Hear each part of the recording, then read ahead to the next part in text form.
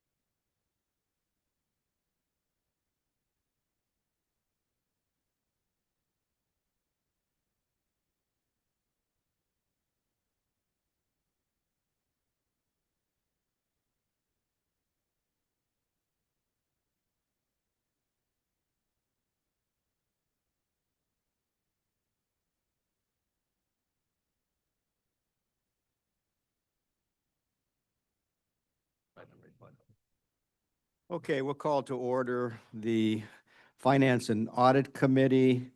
It's Friday, November 14th, 2025 at 8:27 a.m. First of all, let's take a moment to cite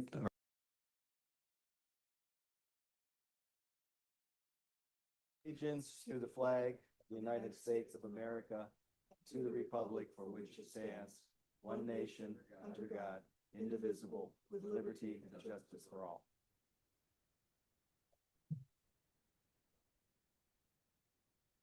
So in compliance with notification requirements of Ohio's open meeting law, notice of this meeting has been publicly posted and major public media has been notified. NOACA conducts its meetings according to Robert's Rules of Order. Actions during the meeting will be taken by voice vote. If any member feels the need to abstain from any vote due to a conflict of interest, he or she should state their intention to abstain when the matter is introduced by the chair for presentation for the record.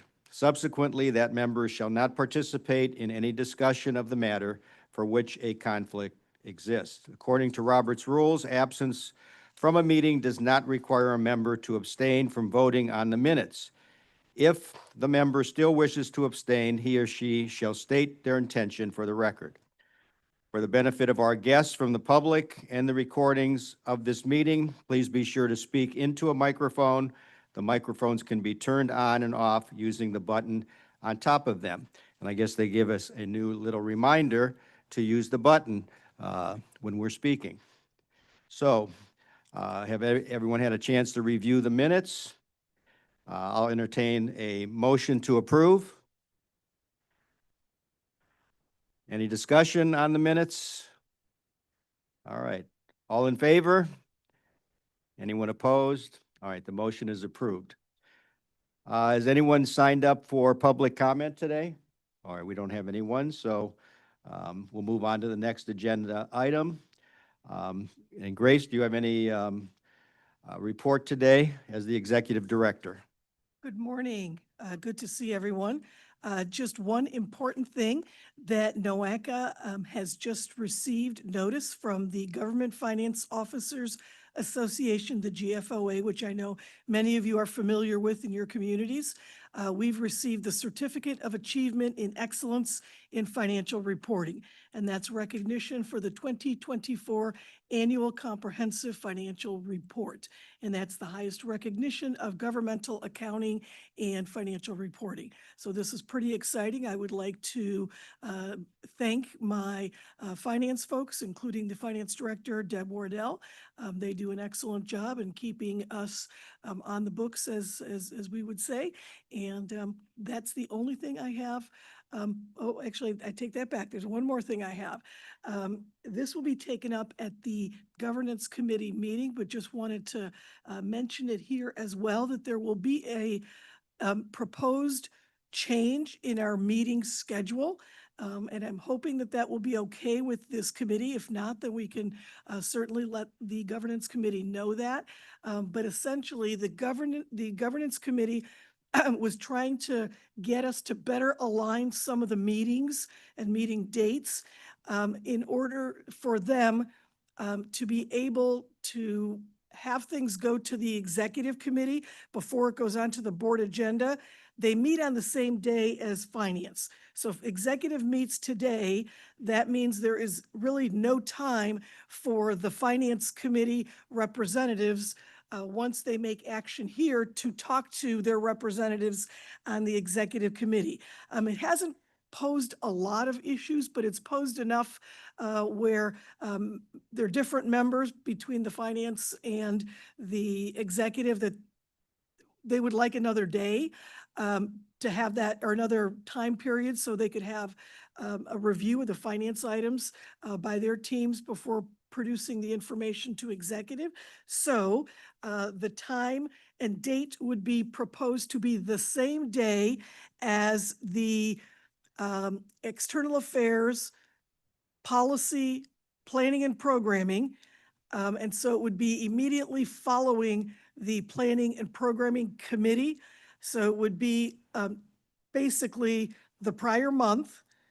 And it would be at 1:30 because that's at this point the time that we have available. Would like to get some feedback on that. If everyone is good with it, then we can proceed. If not, we will communicate that to the governance committee. Anyone have any? Yes, sir. Is that still on Fridays? It is still on Fridays, correct? That would be the calendar. Yeah. You know, in many cases, it'll make it easier for some members because they're on the finance as well as on planning or program or policy. So it puts all of those standing committees on the same day. But in some ways, it may make it more difficult for some of you if, you know, you have another committee meeting on the same day as governance and executive.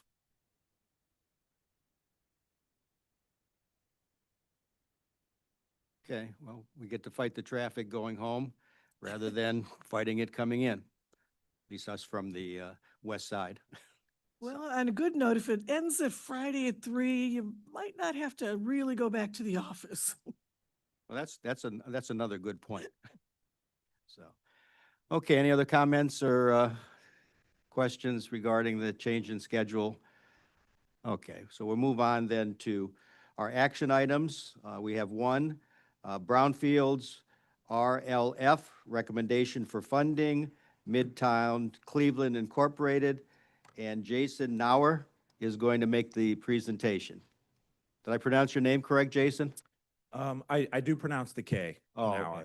Knauer, okay. Yeah, thank you. Very good.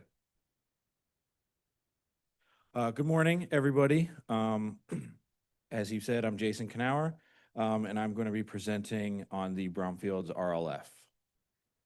So the action requested today is to recommend the following item to the Executive Committee for placement on the December 2025 Board of Directors agenda. And that is to approve a loan from the NOACA Vibrant Neo Brownfields Revolving Loan Fund to be offered to Midtown Cleveland, Inc. in the amount of $750,000, contingent on U.S. EPA eligibility determination and creditworthiness analysis with amended terms and conditions. Background on the site: it's located at 3301 Payne Avenue in the city of Cleveland. The site is a little over 2.5 acres. It includes a 38,000 square foot building, as well as a surface parking lot across the street. You may be familiar with the site. It was a former Dave's supermarket. The proposed reuse for the property is mixed use affordable housing and commercial. And Midtown has identified a potential end user as the Cleveland Public Library for a new neighborhood branch. The site is in a Vibrant Neo strategic investment area, and it does have, the community has a significant sensitive population, including high rate of poverty, as well as health risks. And this site or this project is consistent with the 2021 to 2025 City of Cleveland Consolidated Plan and Connecting Cleveland 2020 Citywide Plan.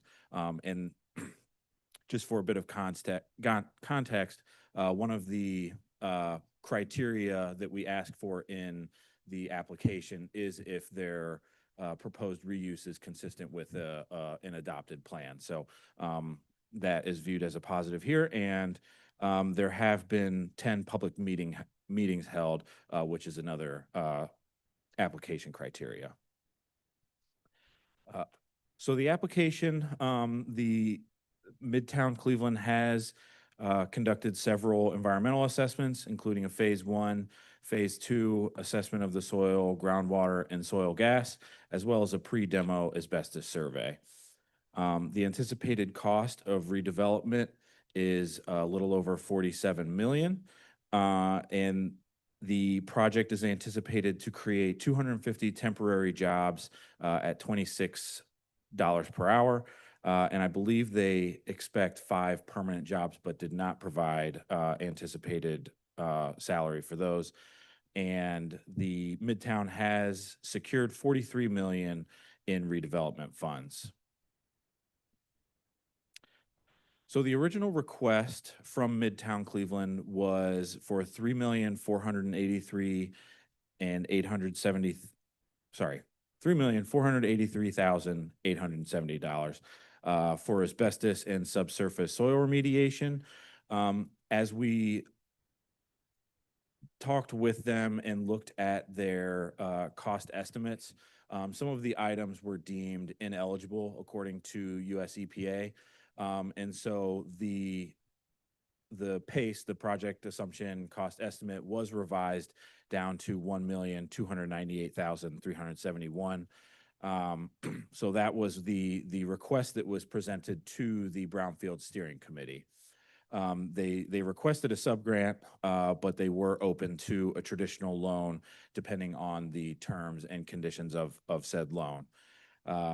So the Brownfield Steering Committee met in October and discussed the project and amending terms to align with the project's timeline, including a 15-year repayment, 3% interest, and interest-only payments during the construction period, which is expected to be about 36 months. Financial impact, this would be an allocation of $750,000 from the Brownfields Revolving Loan Fund, and those disbursements would be made as the project goes based on eligible expense reimbursement. Pending board approval, the loan would be executed and the funds would be encumbered, and the application is still going through US EPA eligibility determination, as well as the credit worthiness analysis. So this recommendation is conditional on those two items. So again, the action requested today is to recommend this item to the Executive Committee for placement on the December 2025 Board of Directors agenda, and that is to approve a loan from the NOACA Vibrant Neo Brownfields Revolving Loan Fund to be made to Midtown Cleveland, Inc. in the amount of $750,000, contingent on US EPA eligibility determination and creditworthy analysis with amended terms and conditions. Okay, well, thank you for the presentation. I'd entertain a motion to approve. Have that? You have a second? All right, all in favor? Oh, yeah, but discussion first. Mr. Claypool? Yeah, I have a number of questions. I apologize. Number one, are we the prime on this or are we secondary? I'm sorry, I couldn't hear. Are we the prime lender on this? Who all's involved in this? This is a revolving loan program. It's a loan. So where does our $750,000 fit relative to the $47 million that's going to take to fund this project? Yeah, so they do have I believe, LIHTC loan for the project. So they do have other funding, and this would essentially supplement the primary loan. So if they defaulted, what's the recourse? Typically, we have required, certain things such as a personal guarantee from the entity, as well as them putting funds into an escrow account in the event that a payment is not made. So that would be part of the collateral. My assumption, given that it's only 750 out of a very large number, is we're probably down near the last and we'll never get paid on a default. Mr. Claypool, could you speak a little closer to the mic, please? Sorry, thought I was talking right into it. So my assumption is we probably never get paid because we're probably at the tail end of the list of people that are loaning to this program. Is that a true statement? So part of the purpose of extending the loan terms is to allow for our term to be, or our loan to be coterminous with their other loans. And the reason for that would be that they would be paid equitably throughout the term of the loan. Yeah, that didn't really answer my question, but I think I know the answer to it. Grace, do you have anything you wanted to add? Yeah. I think, Jason, he's asking about the position in terms of loan repayment. And are we first position? I don't know the answer to that. So we'll have to look for that answer and get back to you. Essentially, it matters in financial terms because, when you're going to pay back a loan, it's who gets paid first, all the way through, all of the lenders. So we'll get an answer to that. Yeah, generally speaking, in this kind of a loan, I would assume because we're so far down the list, this is a huge dollar amount, and we'll probably never get our money back. I only asked the question because as we're voting for this, we need to know that. We're loaning $750,000, and should the company implementing this default, what's the outcome of that? Sometimes they do. But let me ask another kind of nuanced question, because this came up as I'm sitting here looking at this. So we've got an organization called NOACA. We've got an organization called Vibrant Neo. I don't know what the legal structure is for NOACA versus Vibrant Neo, and how are the two related relative to a revolving loan program? So can you give me the legal connection between these two organizations? Yes. So Vibrant Neo and NOACA were co-applicants to the US EPA's loan program. So what that means is that the footprint of our loan program goes beyond NOACA's 5 counties. It actually includes the 12 counties of Vibrant Neo. So we're talking about Cleveland, Akron, Canton, Youngstown. And because we were co-applicants, we created an agreement that the selection of the recipients would go through both organizations. But NOACA is the fiduciary party responsible for the loan program to EPA. So we are the ones that receive the funds. We are the ones that disperse the funds. We are the ones that are repaid the funds and actually control the loan program. So technically speaking, from a legal perspective, NOACA is, it's a little vague to me, whether it's the Council on Governments. In ODOT, we're listed as a county organization, whatever that means. I'm sorry, one more time? We're listed in ODOT. If you go look at the ODOT website, and they have a set of MPOs and what their structures happen to be, they have us listed as a county organization. I don't know what that means. I've not yet gotten them to tell me exactly what that means. We operate like a council on governments, and so that has a meaning under Ohio law. Ohio council on governments operate in a particular way and have a certain Ohio Revised Code requirement to operate. And so do you know the So this is not related to our MPO. So these are EPA funds. So it is separate and apart from the US DOT funding that we get for NOACA's MPO. This is related to other activities that we are allowed to undertake per our code of regulations, in which we have undertaken previously when it is something that is either necessary or appropriate for NOACA to take on. And again, for many of you who don't know what Vibrant Neo is, Vibrant Neo is an organization that was formed in response to a grant program in 2010, where we received $4.2 million from it was a joint program at the federal level between US DOT, HUD, and EPA. That organization was representing 12 counties. NOACA, however, was the fiduciary agent for that grant.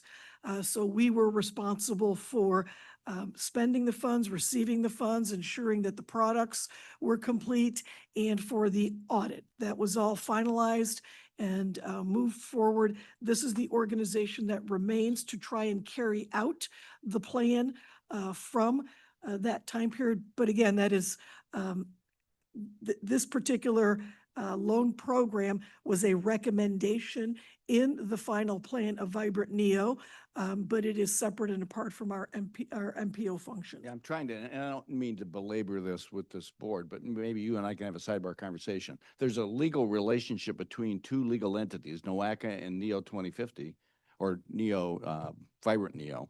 Vibrant Neo, as you said, and I understand that completely because I was very involved with the activities during that time. But those other counties aren't sitting at this table making a vote to loan money. They're part of the legal entity that's associated with that, and we're claiming to be their legal voice.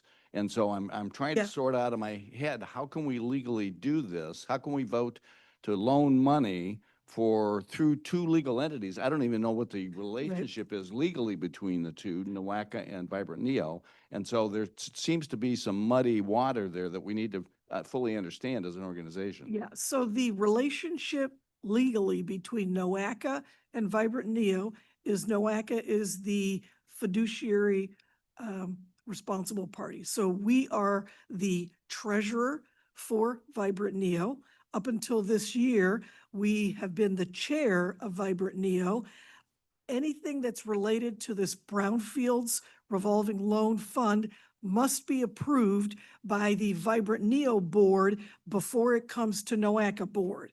So it has already been recommended, this particular project, by the Vibrant Neo board. So that was voted on. And But who are those board members? off the top of my head, I don't have all of the numbers. They but have they're- representatives from all the counties?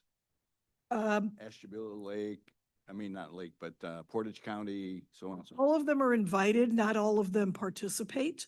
But there's also a Brownfields revolving loan committee that is joint representation between Vibrant Neo and NOACA. And so that was established by this board when we accepted the loan program. And what that means is, yes, there are representatives from that wider 12-county footprint on the Brownfields Revolving Loan Committee. They're the first to review these proposals. They make recommendations. Once they make recommendations, it then goes to the Vibrant Neo Board, which also is a 12-county board. And then once they approve it, it comes to the NOACA board because we are the fiduciary agent. Yeah, and we don't, all of that has happened behind the scenes. We've not even talked about that. Nobody's presented to us what the board input was and so on and so forth. So I'm still trying to get my head around it again. I don't want to take up time. So the for NOACA this. board hasn't approved this yet. This is the process to take it to the NOACA board. Yeah, So but your claim was that the Vibrant Neo has board approved it. has already approved it. And when did that happen? And who was there? And are there meeting minutes associated with that? Because we have liability issues here relative to loaning monies. Yeah, We have a fiduciary, if we're a fiduciary, which we are, which we are. right, we have a requirement to have all of this documented, and We we've not do. been presented any of this documentation. So we do. We certainly have minutes of Vibrant Neo meetings. The Vibrant Neo meeting was held recently within the last couple of weeks.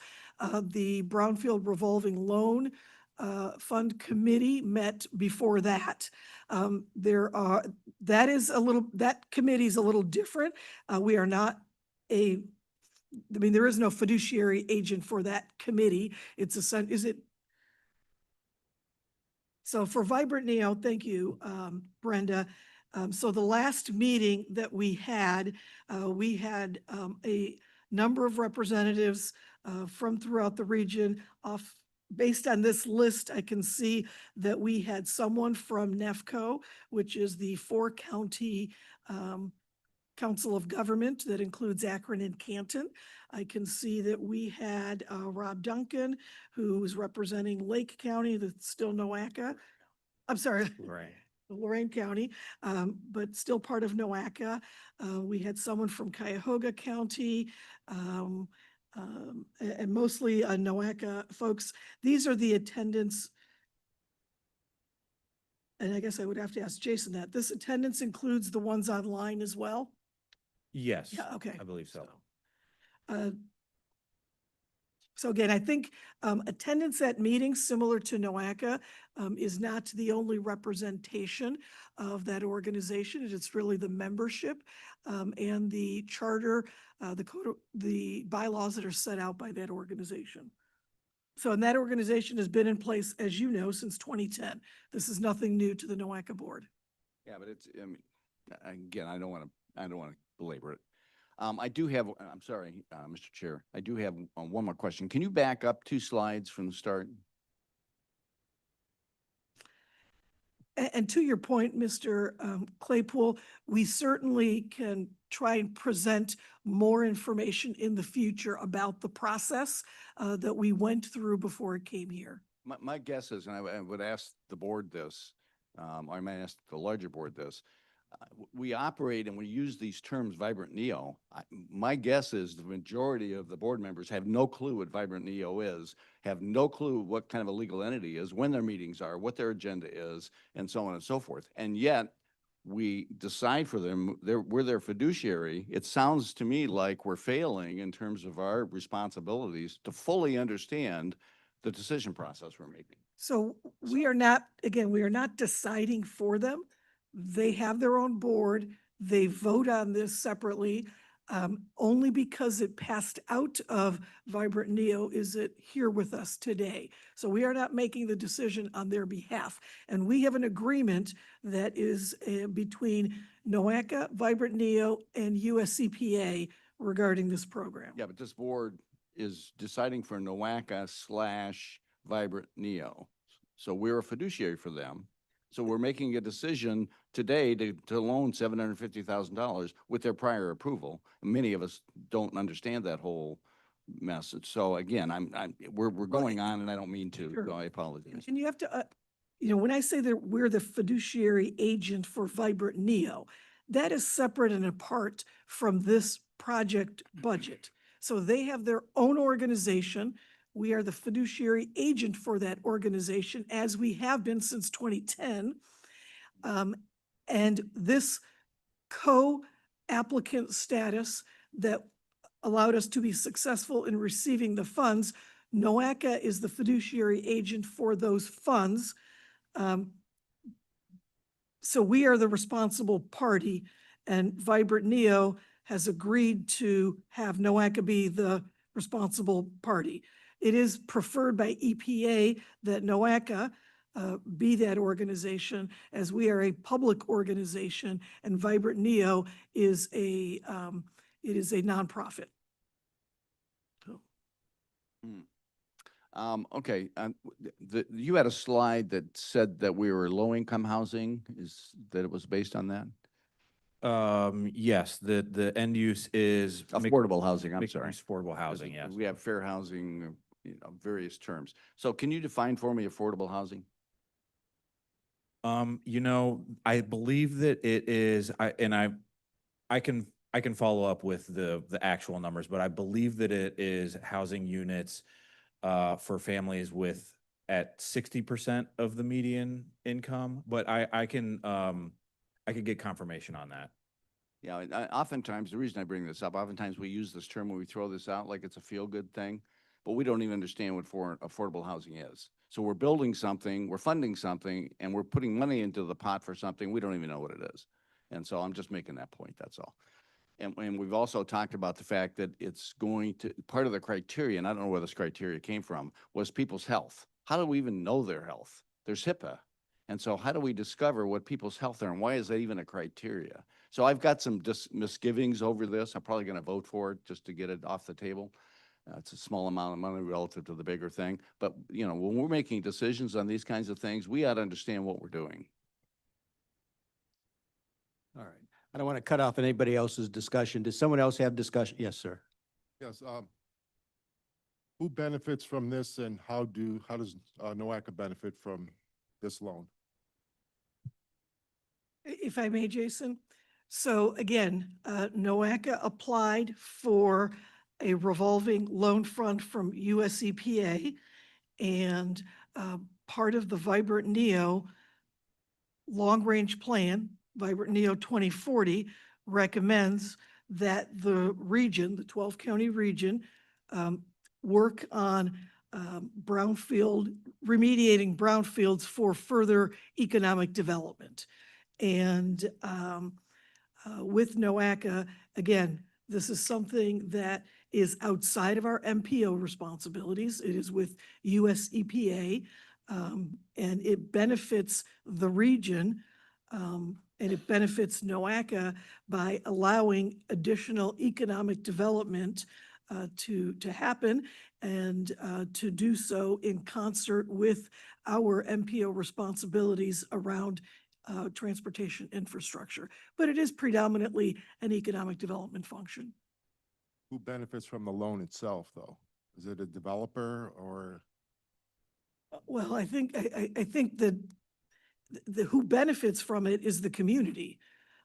But you could have local government benefit because now you might have a higher tax base if you've got property that has been developed and they're paying property taxes on a structure that exists when right now they may not be paying taxes to that amount. So local government benefits, there'll be jobs out of this.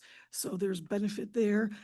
Again, it's the communities, and part of NOACA's responsibility, even as part of its MPO, is to consider economic development in our transportation functions.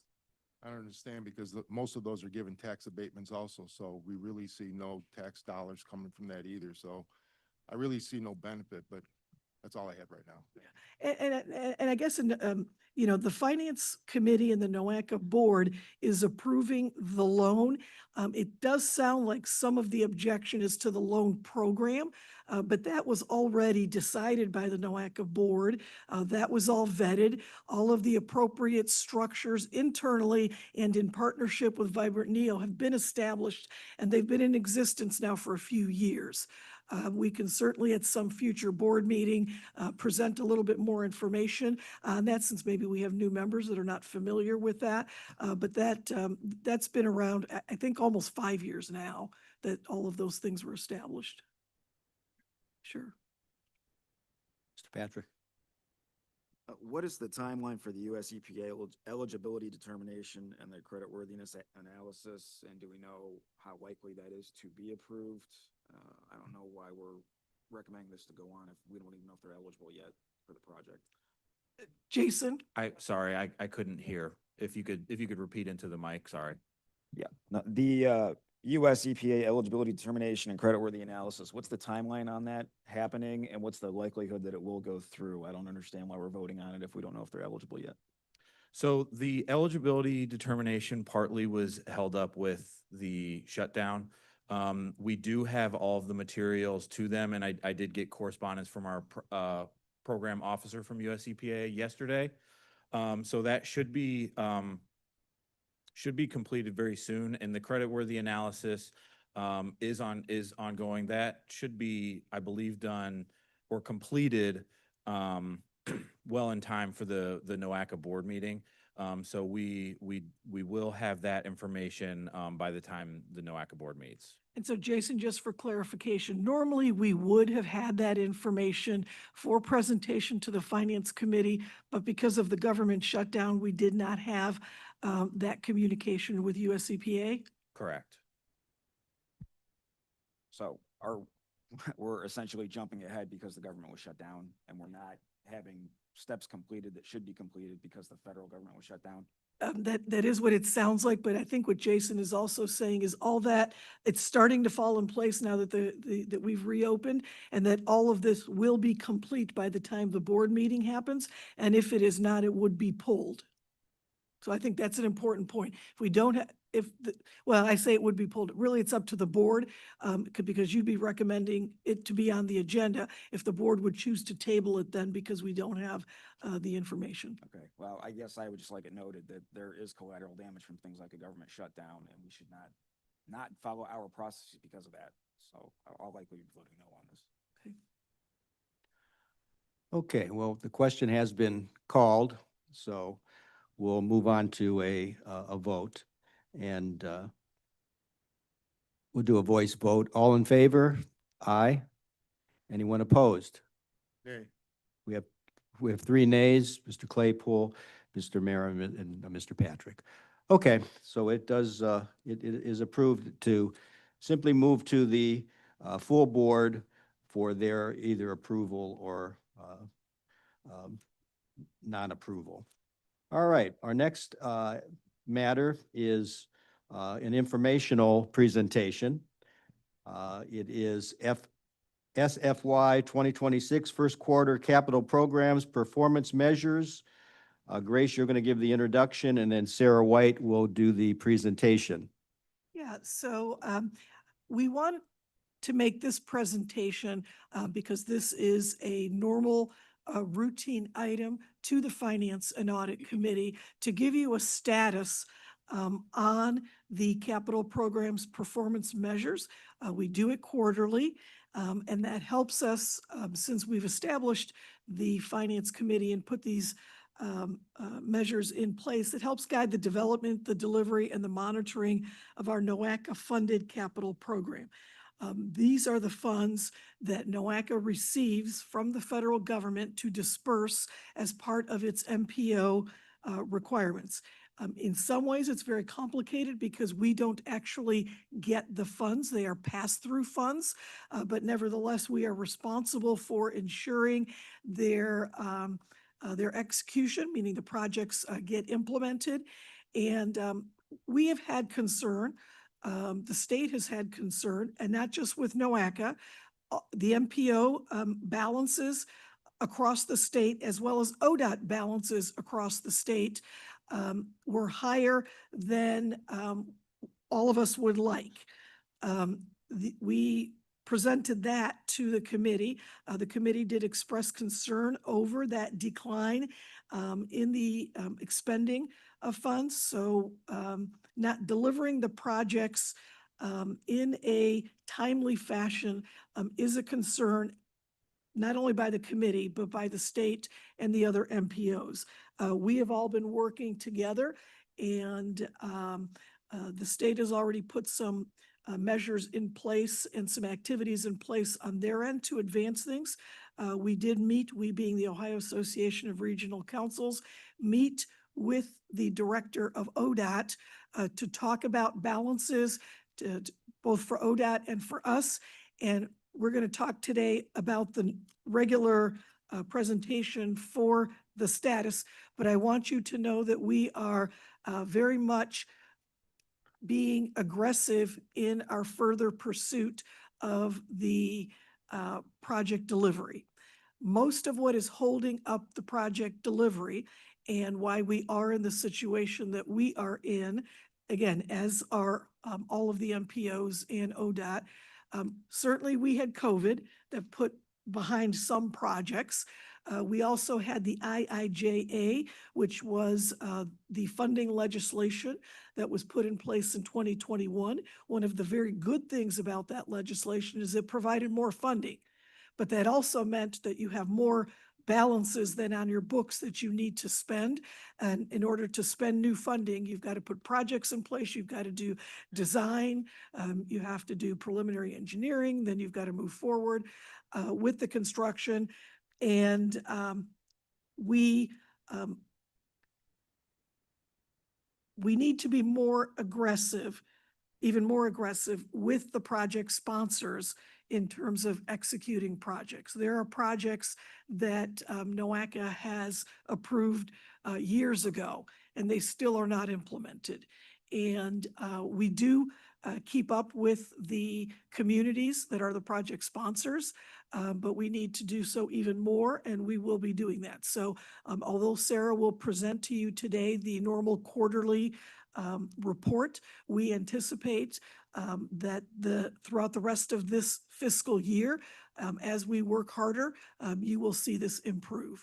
And again, that's something that is not only important to us, but important to the state and to the other MPOs as well.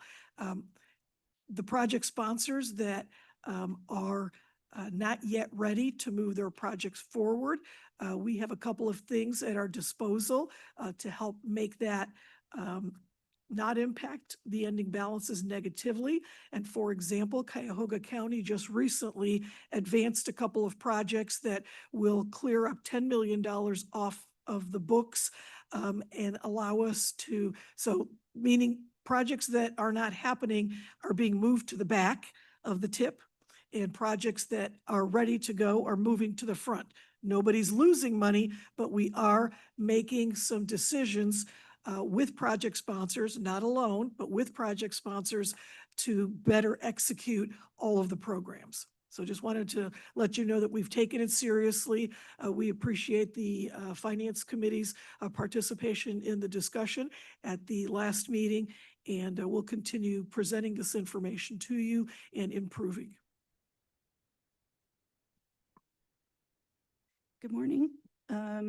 As noted, I will be presenting our first quarter of the state fiscal year performance measures. This is for information only. And previously, the NOACA board implemented these capital programs performance measures in 2016. So to reiterate the various funding programs that we oversee here at NOACA, we do have our traditional STBG with a budget for this year is 33.7. We have our Transportation Alternatives Program at 4.2. The CMAQ program, Congestion Mitigation and Air Quality, at 18 million. And then a newer program, Carbon Reduction Program, at 4.6. So our total state fiscal year allocation, which would have started on July 1st of this year, is 60.5 million. So just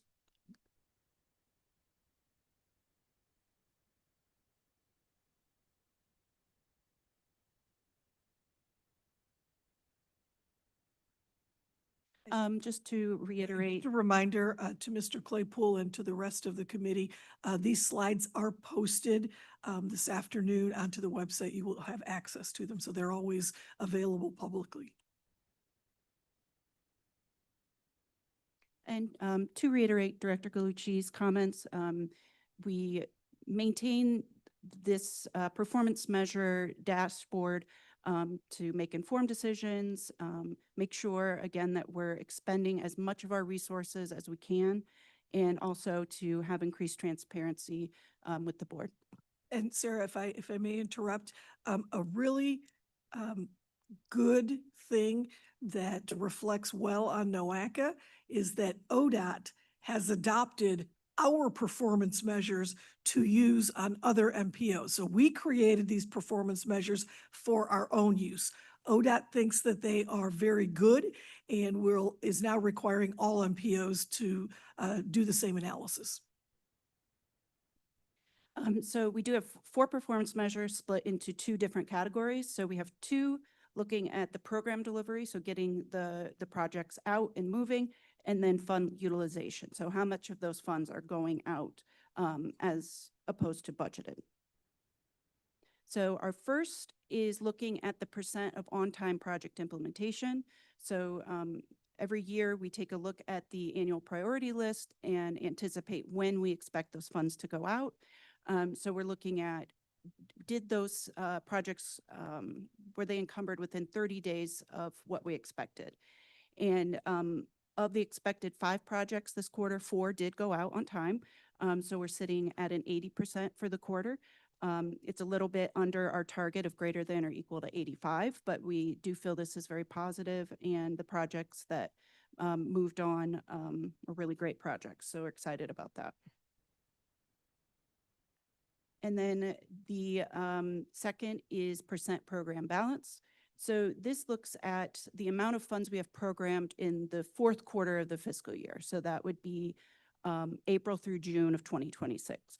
And when we're programming these projects and scheduling them out, we want to make sure that we're not loaded very heavily at the end of the year, because that would,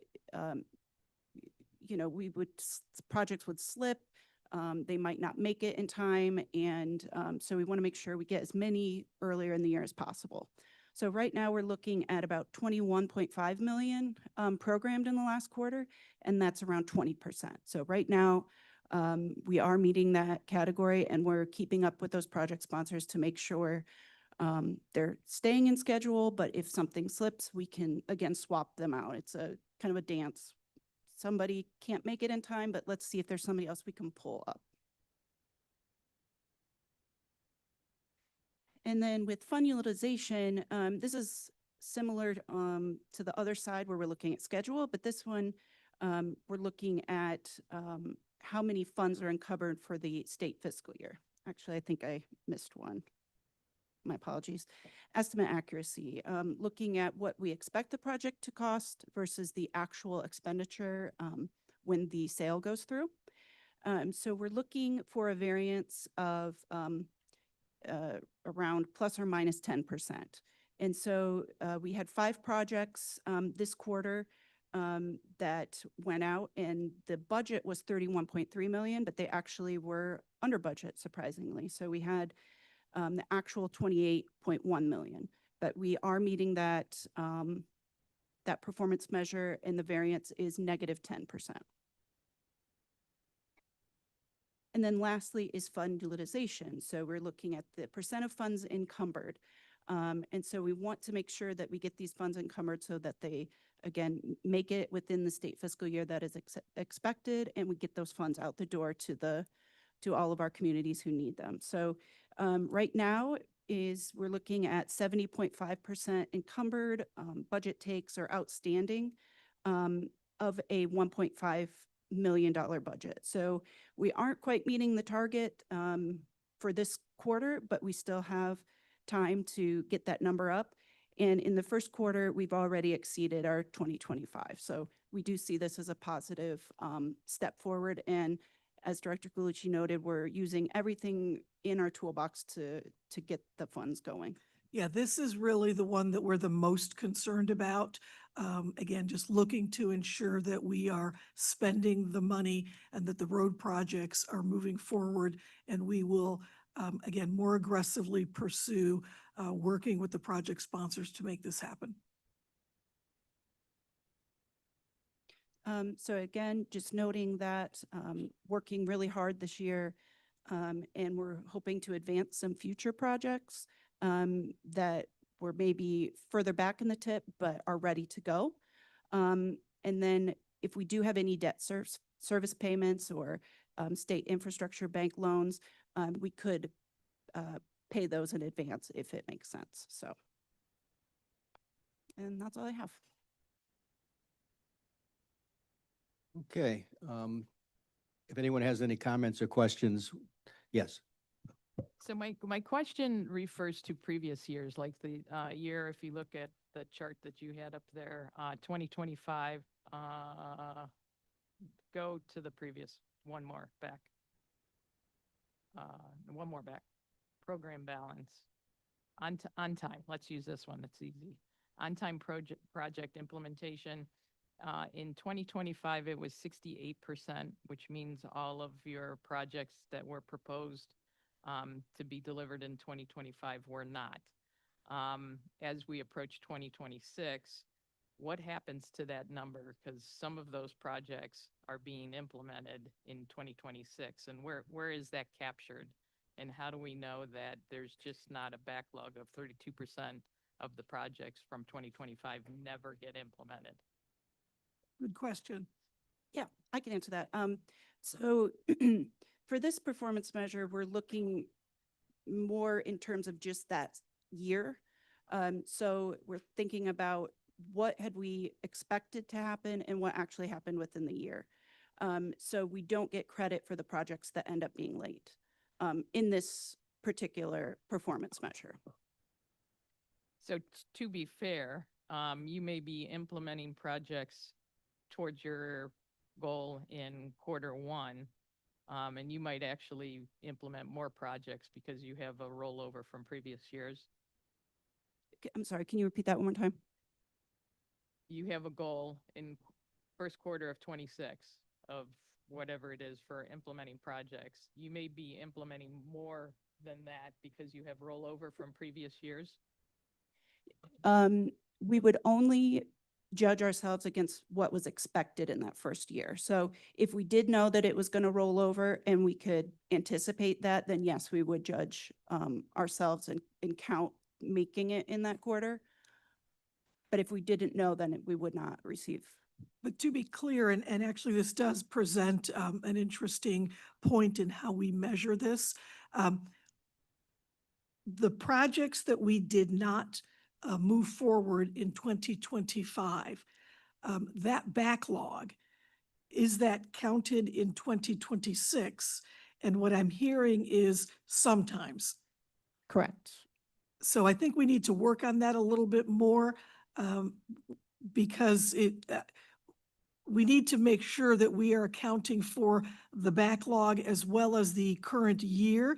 And even if that means showing two numbers here, one for the backlog or one for the current year, or a combined number that then is broken down by two, I think we should consider Chief Tuin's comments. Sure, yeah, we could definitely Thank do you. that. And I do want to note, though, that we do recognize those later projects. They are captured within the fund utilization, though, just not in our scheduling. Thank you. Sure. Question. Is there a list of the projects that we can look at to see what, and how they moved up in line? Can you hear? Can you Yes, hear? yes, yes, Okay. I can hear. So yeah, I mean, we keep track of that. If that's something that the Finance Committee would like us to include in the packet with these measures, we can do that. Why is it not included right now? I mean, again, we need to vote, or we need information, obviously, and, this is another thing. These presentations are great, but we're not giving it ahead of time either. That's what I made mention once before. I know they're put online afterwards. We can refer to them. Be nice to know what these presentations are prior to coming here. Like, I reviewed the minutes and everything. I reviewed the agenda and all the items on here, but there wasn't enough information in this packet. This obviously fills in a lot of the blanks, but it'd be nice to have this ahead of time before this meeting also, these presentations. So Were the measures were included in the packet, though? I mean, it's presented Yes. differently here. It's got color coding and some other wonderful jazzy optics, but I believe the measures themselves are included in the there's packet. no link, there was no link to it. I mean, like I said, the links will appear on the website afterwards to get to these slides, but they don't appear now. And again, my main question was, how come we don't have the backup in, all the projects basically that are listed, so we can tie that in with the percentages and see about where we stand and what projects are completed this year, what isn't going to be, what is, future and all that. So So two things. Number one, Sarah, am I correct that the measures were included in the packet? That's correct. Okay, All of so the they were- measures, Right, all of this information was included in the packet. these, yes, right. Right. Talking about the slide themselves, these. No, the slides we did not. We have those for the board meeting. I don't know that it would be possible to get a board packet done in time with slides. And so we present them afterwards. Yeah, that was my question. Not that, yeah, I understand this is all here provided, but Right. not those slides. Yeah. Right. And then when it comes to the projects themselves, there's several reasons we have not provided them in the past, but certainly we can. One of those is that the board typically focuses on the policy issues, which the measures are part of the policy issues. They have not gotten into the specific operations of projects, but we can include them for information if the Finance Committee now chooses to do so. Again, these were measures that were created by the Finance Committee, and we were given direction by the Finance Committee and the board on what information was appropriate for the committee and the finance and the board. But if you would like that, we can. Sometimes it's now all of that is information that you can find in our tip in terms of what projects exist. So that's online as well, and the board has approved it. So you know all the projects that are approved in the tip and what year they're done. What you're not having is the monthly, quarterly updates on that staff work on at the very, very detailed level. And again, it's because that's not what the board has asked us for in the past, considering it more operational than policy. I guess transparency is what I'm looking for, more transparency. That's Yeah, all. So, thank you. I just also want to note, because sometimes it might get missed because it's a little bit smaller font. In your attachment, we do note projects that are implemented in that quarter or the previous quarter. So you will see all of the projects that went out, and you'll also see the budget amounts as well. And so there should be noting that we're a little bit under budget. You can see each project and how under budget they were based on our expectation at the beginning. So, but again, that's kind of to the right of our chart in the attachment. Right. And again, the other part of it that is what's going to happen in the future is in the tip, and staff have their, their updates and their work that they do every day that feeds into that. And then, but we can certainly remind people or extract it from the tip to show you, if not wanting to look it up in the tip, we can do that. Yeah, we could also offer the priority list that we put together every year as well. Yeah. And again, the priority list has gone to the board. The board has approved it. I don't think there's anything that we have not shared with the board. It's really just a matter of what format it has gone into at different committees and to the board. But it is all available. It's all been approved by the board, and we continue to bring the information forward. Thank you. Any further information that you'd like to share from the podium? Yes. Thank you. I just wanted to note, Grace is correct. We don't include this in the Finance and Audit Committee packet. We can, but what we do have is we have a monitoring report of the projects that were contained in our annual priority list for 2026. And we share that with the Transportation Subcommittee and the Planning and Programming Committee. We can include that in the materials for the Finance and Audit Committee to give you an idea of what the projects are that we are trying to deliver in that year and what the status of those projects are. And thank you very much for reminding me that we do present that to other committees, and we could, I did say we could include it in this packet, but I'm glad you brought up that we do share it with other committees too, which means it's online in their packets. But we can present it to this committee as well. Yes, sir. First of all, I want to give you a kudos. I like the idea that we're measuring, we're doing a better job of tracking the success of our projects and what we're implementing. Thank you for doing that. And also the shovel-ready idea, we used to do that years ago. We're back to it now. Great. That's a great thing to do. And so I'm encouraged to see us doing that. I would chime in on John's comment. It is very doable to have our presentation material, and I'd ask that we do that for every board, the presentation material ahead of time so that we can digest it before we come into this meeting to be able to make better decisions. And we can ask questions ahead then if we have the packets. So it is doable. It's just a matter of saying the deadline is 2 days before the meeting, have the presentation material completed. And if you tell your staff to do that, then that's the expectation, and they can certainly do that. So I would like to ask for that because I think that would just improve these meetings and how they're handled. But thanks for doing this. Oh, one last question. So what is the big stick? So if people are not doing the projects, we as NOACA are funding. We don't have a big stick. We can say, oh, you guys aren't doing a good job. But outside of that, how do we, what has teeth that causes people to do a better job of implementing these projects? The big stick that NOACA has, we rarely use, and that's to take back the funds. In our policy, our board adopted policy, it does say that we may, and the word is may, not shall, may cancel the project if it is 5 years overdue.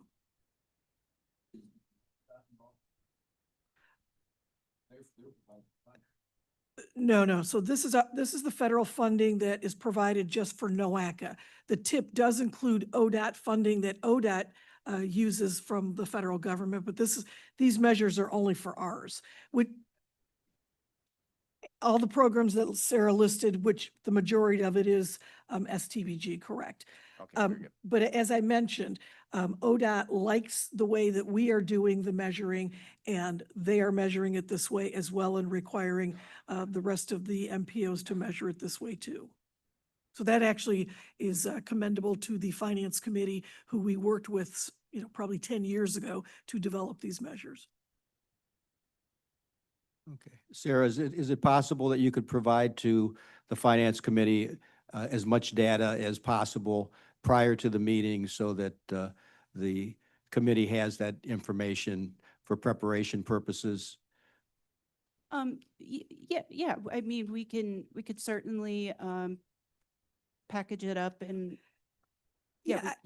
I think we can certainly include, again, the board and the committee has not wanted that level of detail. We do provide it to the subcommittees and such, but we can easily attach it to the finance committee items related to this. I'm not ready to commit to providing all slides to all committees in advance because I don't know that staff are able to do that. And I need to really discuss this with staff and get their input on it. And, you know, as someone who has taught at the university level, providing them before can be a plus or a minus. If you're providing things in advance, at least at the school level, it has people not necessarily needing to be in class because they have the materials in advance. So that's something, you know, would it discourage participation or attendance or encourage participation or attendance? I'm not sure, but at this point, I'm not going to debate that. It's more about, can we do it? You know, we've done a lot that we've been asked to do, such as getting minutes out at this point, in some cases, months before the meetings. So we're trying to do the best that we can do to better prepare committees and the board. But let me spend some time with staff discussing this about the presentations. Brendan? Yes, thank you, Mayor Bradley. Yeah, I don't want to, I think you've raised some good points here, Ms. Galucci, and I think you know, one of the problems with getting the slides in advance without the presentation is we don't have the benefit of the presentation to put the slides in context. Right. And I think there could be a tendency, if we have the slides without the presentation, to make assumptions that are mistaken that we then solidify instead of hearing the presentation contemporaneous with the slides. Now, if there's information on the slides that we wish we might have had sooner, I can understand how, you know, there's a pro and a con there.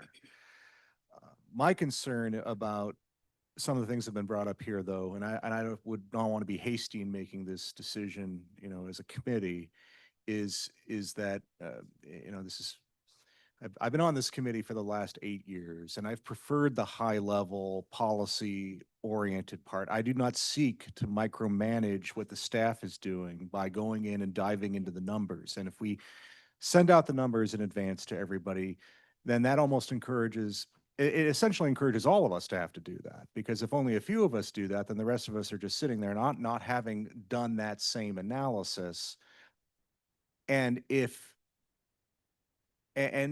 many ways, we are then putting ourselves in the position of doing the staff's work when in fact, I would only be interested in diving into the numbers and doing that kind of analysis if I believed or saw there was a problem, and I do not. And I'm not aware of I mean, earlier we were hearing about, you know, where we were in priority in payment. I realized that was another topic. And that is an important question to ask generally. But I don't know. I think there's a lot of micromanagement that's happening here for the sake of management to seem as if movement is the same as actually action. So what I would suggest is that we don't make any changes right now, that this be part of a larger discussion. If it, you know, I am exiting the committee here at the end of the year as I'm exiting the board at the end of the year. So I'm offering this not so much as saying what I'd like to see us do next year, since I won't be here, as much as I'm suggesting that we should be a little more deliberate about, if we're going to make a change, what the implications are. And whether we are all committed to making that kind of deep dive into what could be viewed as just simply second guessing the work of the staff. And though we do have certain responsibilities as members of the board, I don't know that that's called for here, is welcome here, is necessary here, is productive here. And it may be a solution in search of a problem, thus, and then creating problems in the meantime. Thank you. Okay. Anyone else have any comments? Okay, so thank you very much, Sarah, for your presentation and good discussion that we had regarding that presentation. Okay, so I don't believe there's any other presentations or discussion items, so I'll ask everyone to look at their packet for the financial report and the Brownfields Revolving Loan Fund Quarterly Report.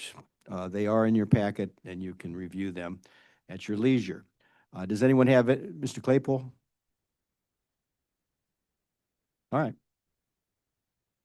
Grace, can you define Marada or Marad, M-A-R-A-D? What is that line item?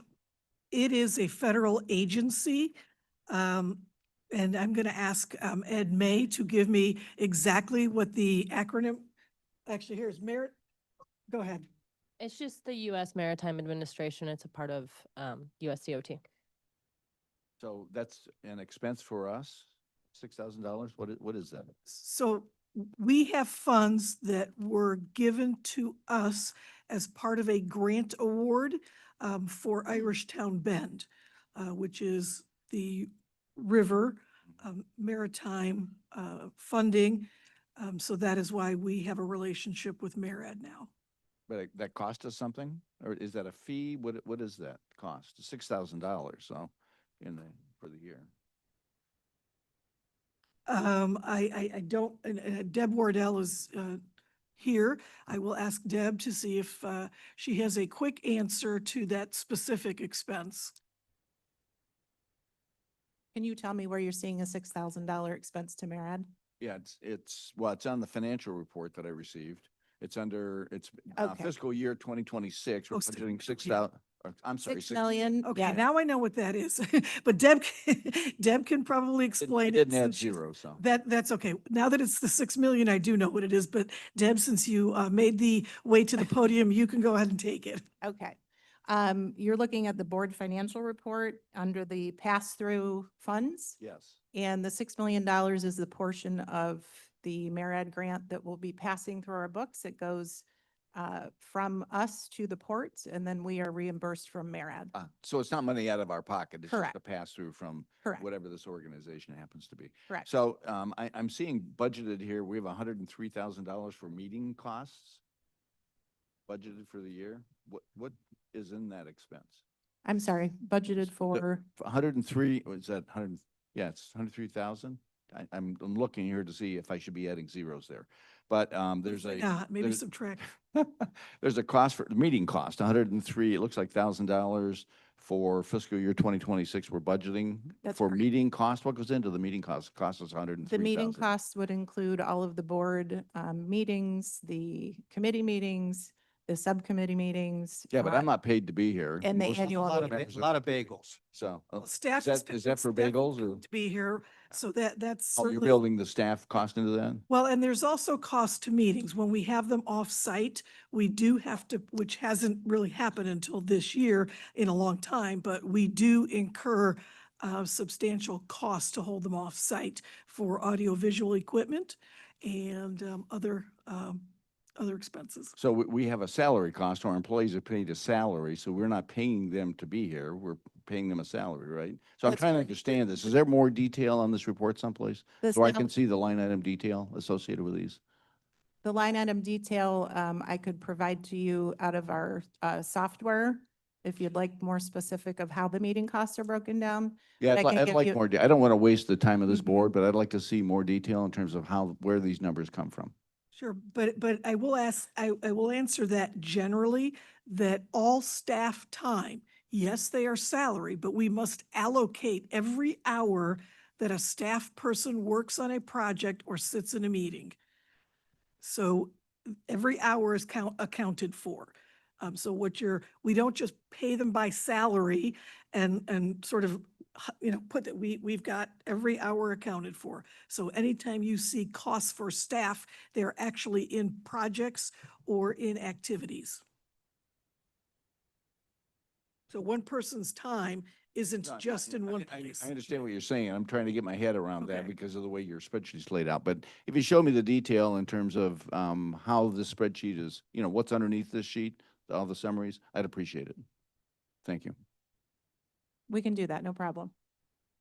So their, Sir? excuse me, yes. So their salary, it's not included in the salary then, it's separate. So this salary here of the $4 million here, plus 2 million in benefits, that's not part of that. I mean, they're paid separate for these meetings? No, Grace? no, and I'm sorry, I said generally. I'm not Yep. looking at the exact spreadsheet that Yep. you're looking at. There's no breakdown, yeah. I was responding to staff costs are allocated to projects. So if you go into detail behind this summary, that's what you will find. I can tell you in general, the meeting costs outside of salaries include bagels, the lunches. The annual meeting costs are also in this line item. And although we do receive revenue, some revenue from the annual meeting, the costs have to go in and out. So that's also, Yeah, that's a great point. Yeah. The annual meeting is a very expensive event, and although we do charge for the attendance, we don't charge for the members of the boards and committees. So, but as Deb noted, even when we do charge for it and receive the revenue, it still has to come out as an expense. It's an interesting way that you're looking at the financials there, because I see another cost, $107,000 for software. Well, as an organization, you buy software. So you have Microsoft Word or PowerPoint or whatever you got on all your laptops. That's a capital expense, or however you do that. But outlaying it here tied to the specific this particular specific financial report, it just doesn't, it's not adding up to me. I think the detail is going to help me to see what that's all about. okay, no problem. Yeah, again, this is a summary, and the summary can be produced at various levels. You can do it by object class, you can do it by project, you can do it by division. So there's many different ways to show this. This is the way that the Finance Committee has indicated they would like to see it, so this is what we produce. We're obviously open to whatever direction the committee gives us. Yes, okay, 100,000, 103,000 is quite a bit for meeting costs, however, but I see more concern. I mean, what are we doing with advertising? Almost $250,000 in advertising. What does NOACA need to advertise? I mean, basically, we're an MPO and, you know, why are we advertising? And it's a big number. So that's one of my concerns. And then my other concern is brownfield loan here. We have up to 2 million allocated, but we're, I guess, 750,000 we're giving away. Why is there a discrepancy there? Is there more that's going to be approved, I guess, or does that come out in the budget? Sure. And I think what's important to note on this report, we've already developed the budget for this year. So that has already been discussed at the Finance Committee level, at the executive level, at the board level. This is the measure of expenditures against that budget. So I can understand that some of you may not agree with the budget items, but they've already been approved by the board. So at this point, we're just looking at expenses against that budget. We are producing the 2027 budget.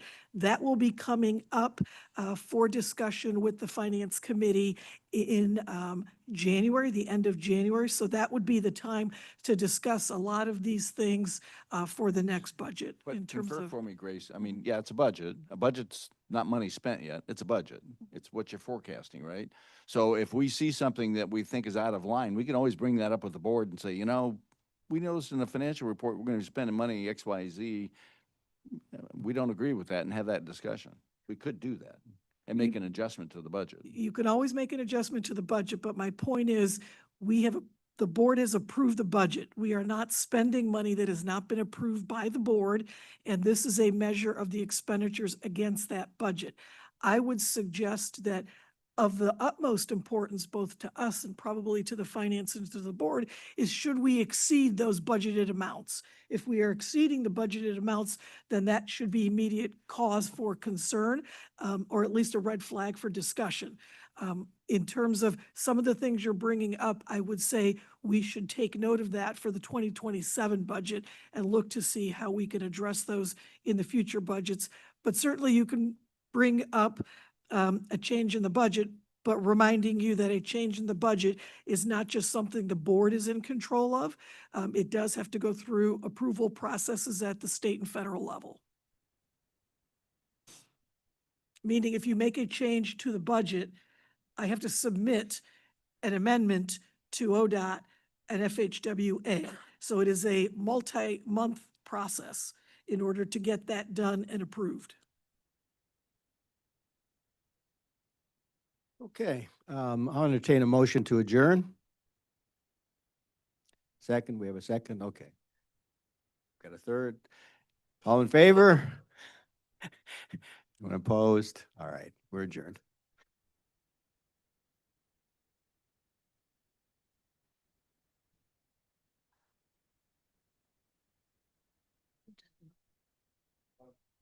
Very interesting. This is alternate. Oh, Joel, okay.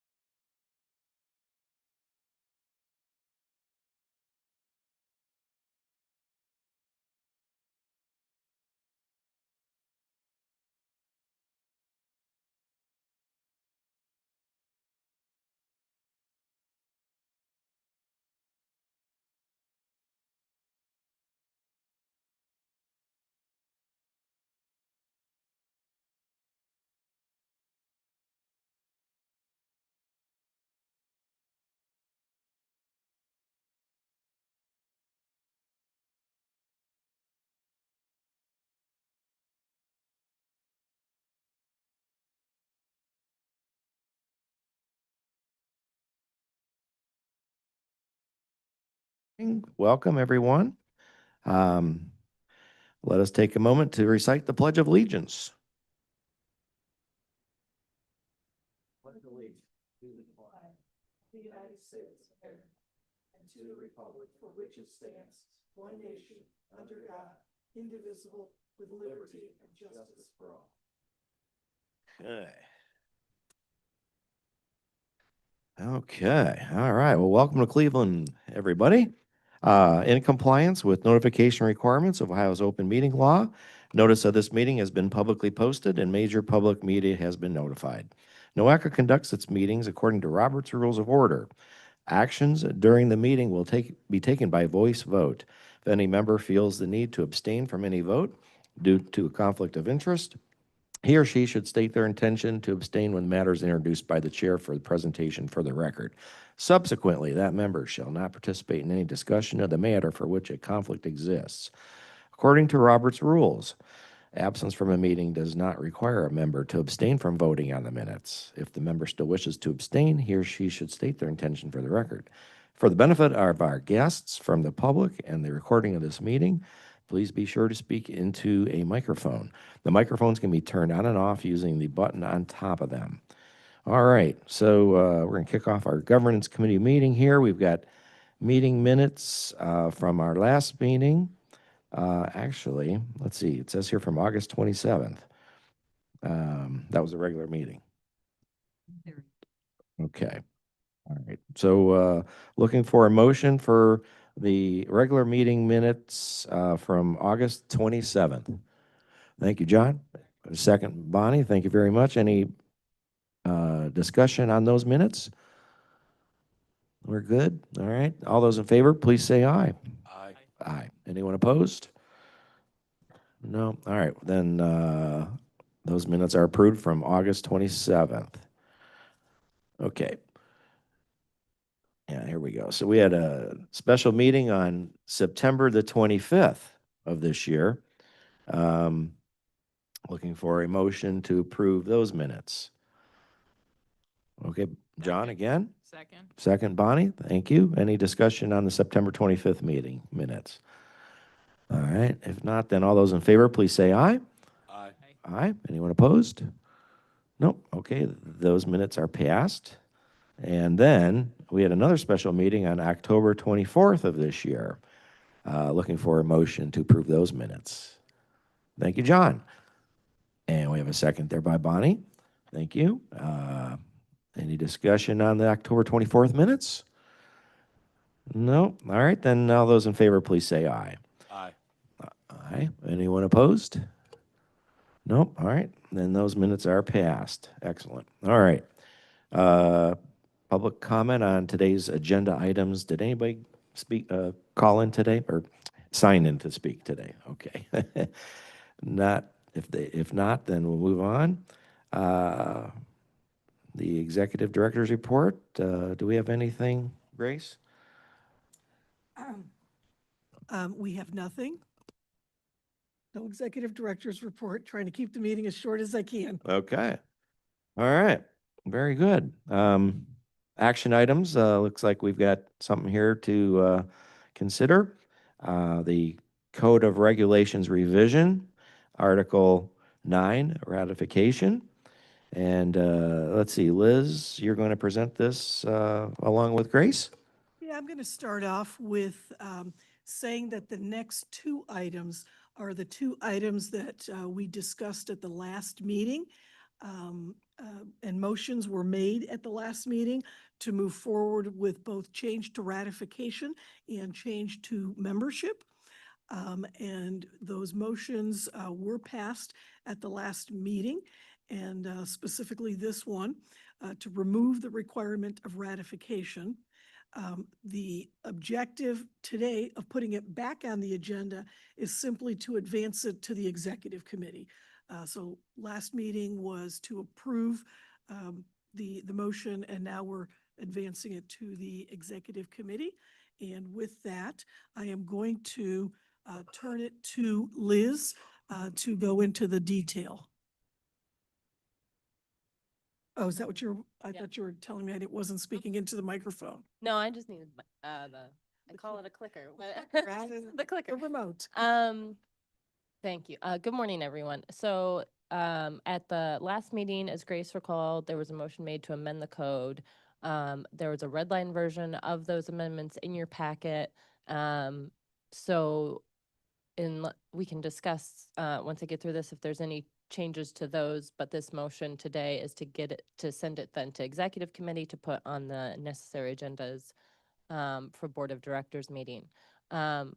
So I'm going to read this and then explain it. So the action requested is to recommend this item to the executive committee for placement on the board of directors meeting agenda for a future special meeting for a date to be determined and as an action item on the December 2025 board of directors regular meeting agenda.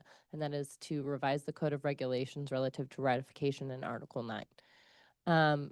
This still needs 2 meetings as the same section, which I will show you, basically requires like a first reading and a second reading, and we need to have it in place by we need to take action on it by the December board meeting in order to have it in place for the January seating of the board. So just as you all recall, Article 9 regards amendments to the code, and it specifically requires changes to Article 4, which is membership to be ratified by each county. Here's that specific section and the red line, which removes the ratification requirement. The second part of this article, alteration, amendment, or repeal of this code may be initiated by the board either after a special meeting called for that purpose or at any regular meeting where notice of such purpose was given at the immediately preceding regular meeting. That sets up that that essentially first reading requirement and then action at a meeting. So I'm sure all that makes complete sense and is very clear.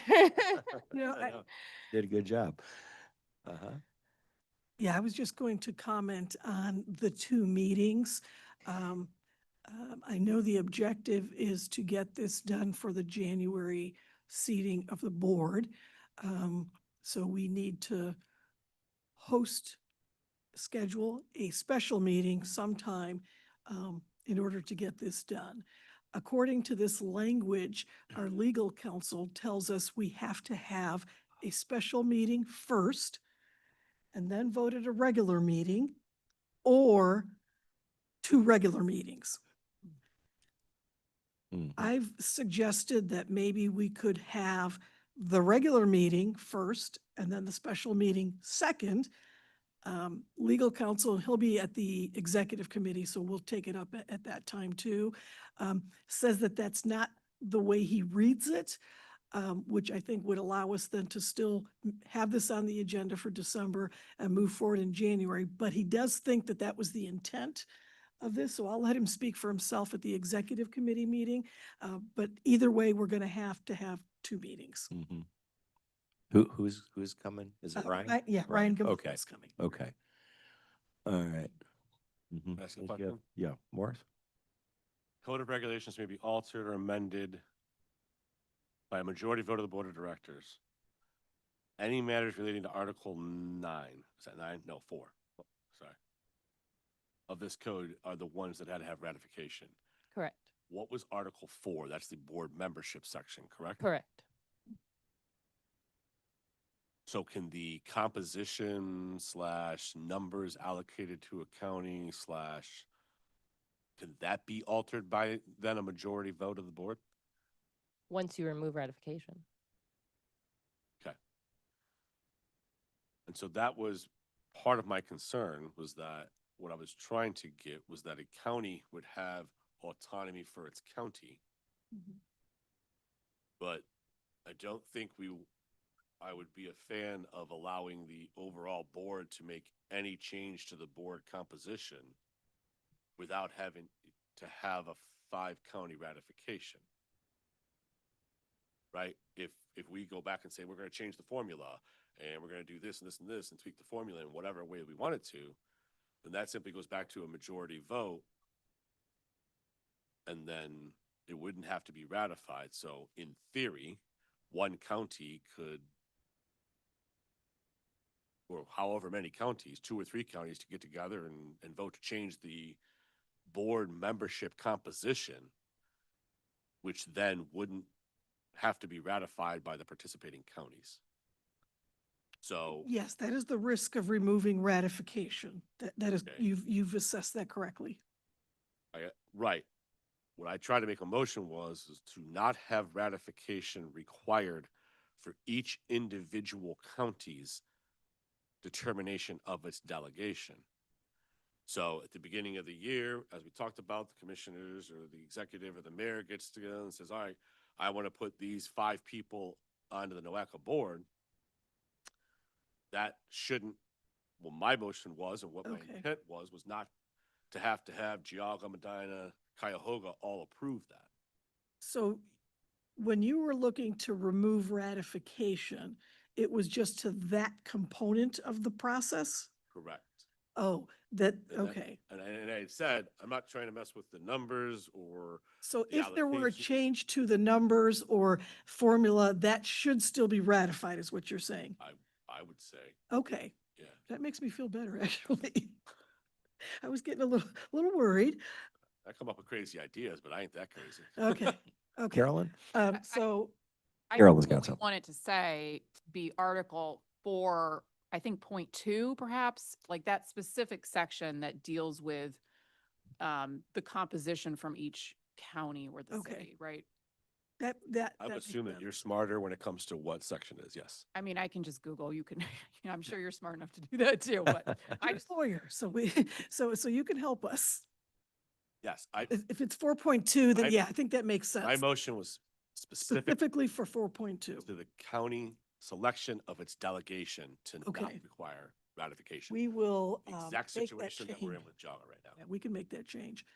And I think that probably will be better received by the board. Yeah, sorry. Okay. All right. I want to be specific because I want to make sure we give the executive committee the right language, if you're all okay with taking a minute to really work this out together. And in fact, I would say you could actually make the changes on the screen. I don't know how, You could I go guess to I'm there and going do up it, there. yeah. Okay. So that way we can all see it and Yeah, let's time. Yeah. let's get it solidified here. Yep. All right.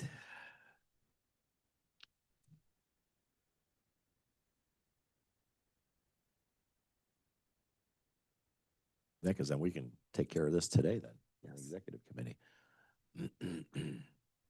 I'm sorry, Deltro, for whatever I'm about to do.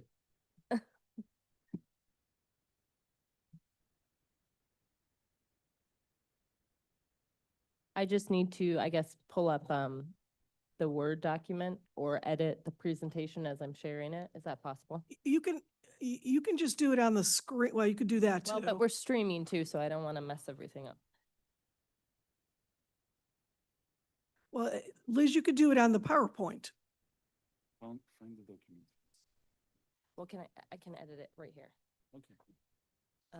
Is this, but this isn't up right now. This is not. They want to see it as I'm doing it. Can I do that? Can you watch over there and do Yeah. it?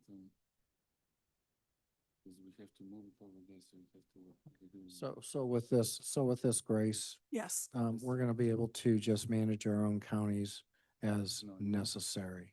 And Correct. we can make the changes within internally, and, we just notify you what we've done, and we Correct. make that resolution within our county to move forward. That's what it sounds like the motion Yeah. is being modified to do. Oh, Correct. if Lorraine County wants 2 engineers, we can say, commissioner, parentheses, engineer, commissioner, right. parentheses, engineer. But- We have 2. I'm just saying for Lorraine County. No. And so we will be able to manage that within the county. Okay. but I mean, the way it says is, I think it still needs a majority vote of the board of directors. It just wouldn't need the ratification. Am I reading that wrong?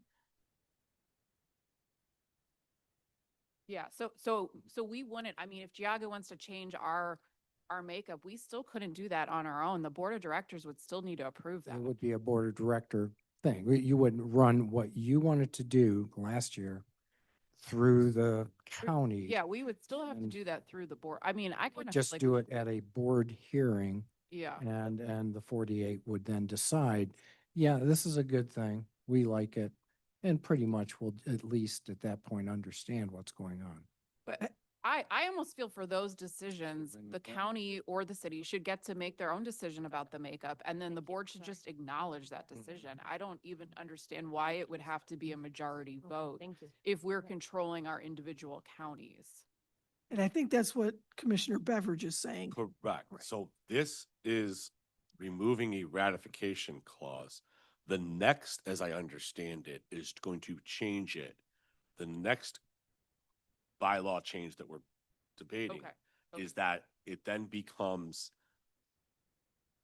this removes the ratification requirement.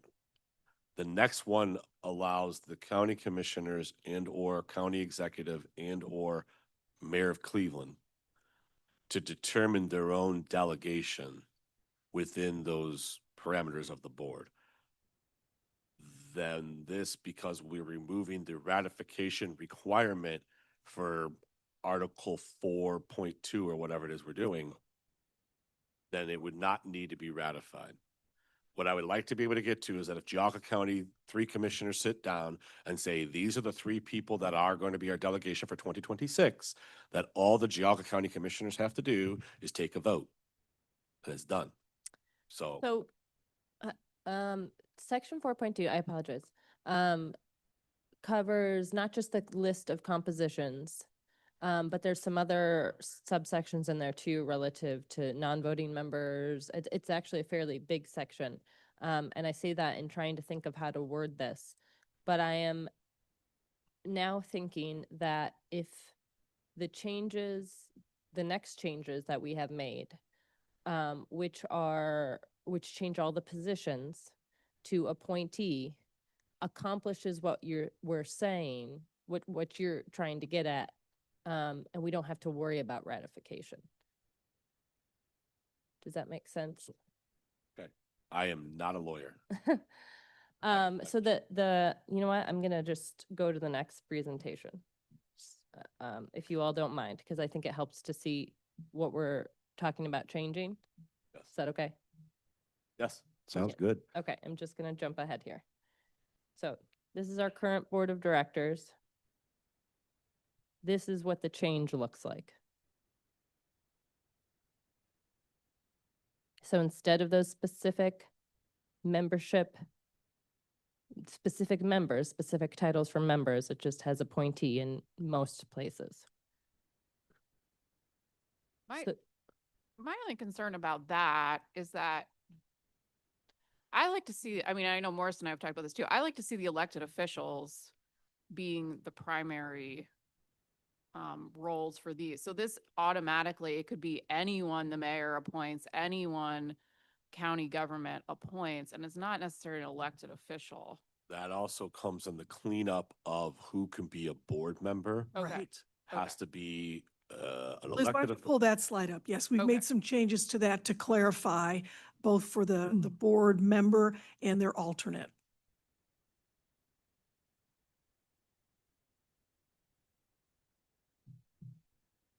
And I can pull up the red line of this if that's helpful.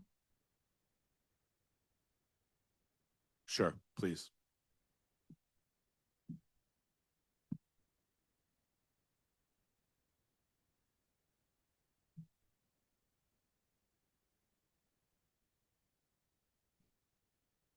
Or you know what?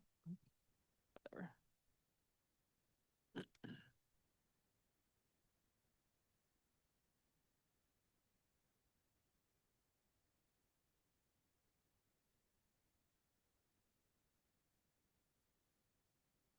Nope, I have it open.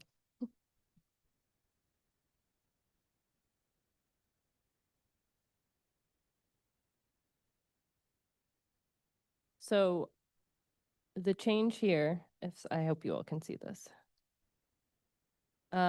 This used to be one large paragraph. It was called the preamble. It's been broken out into 2 sections regarding composition and apportionment. Some language has been moved but not changed. But then this part was added and economic development when we're talking about um, go away. Areas of expertise for board members, and then this has been added as well.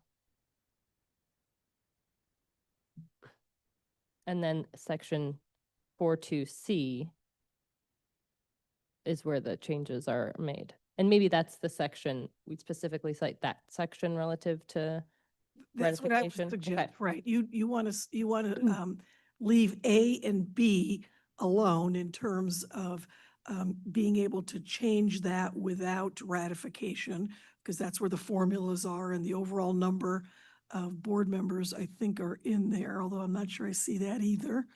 What are you looking for? Um, Oh, apportionment. It's now in the section called apportionment. But no, it doesn't say the specific number of, oh, there it is, 46, 46. yep. Yes, I see it. Thank you. All right. So then, yes, A and B, I think, should be left alone. And then the reference to each county being able to make those appointments is 4.2 C, D, E, F. It's just C.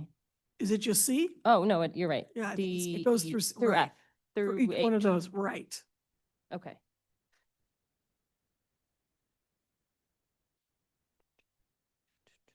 Okay.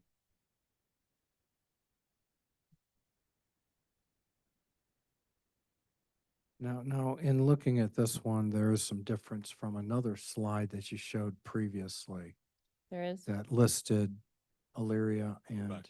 Lorraine, mayors. Blue slide listed out blue Elyria, slide. Lorraine. This shows Lorraine. Oh, County. yeah, and that may have gone. Whatever we sent out is the most That one there. accurate, so I apologize. You would That- find that one, there's in the folder that's called final. Yeah, Uh, that's what I have open, and we updated that, and I did not update the slide. So that's my bad. Assuming that's how you want it. That is better. That's what we decided, yes.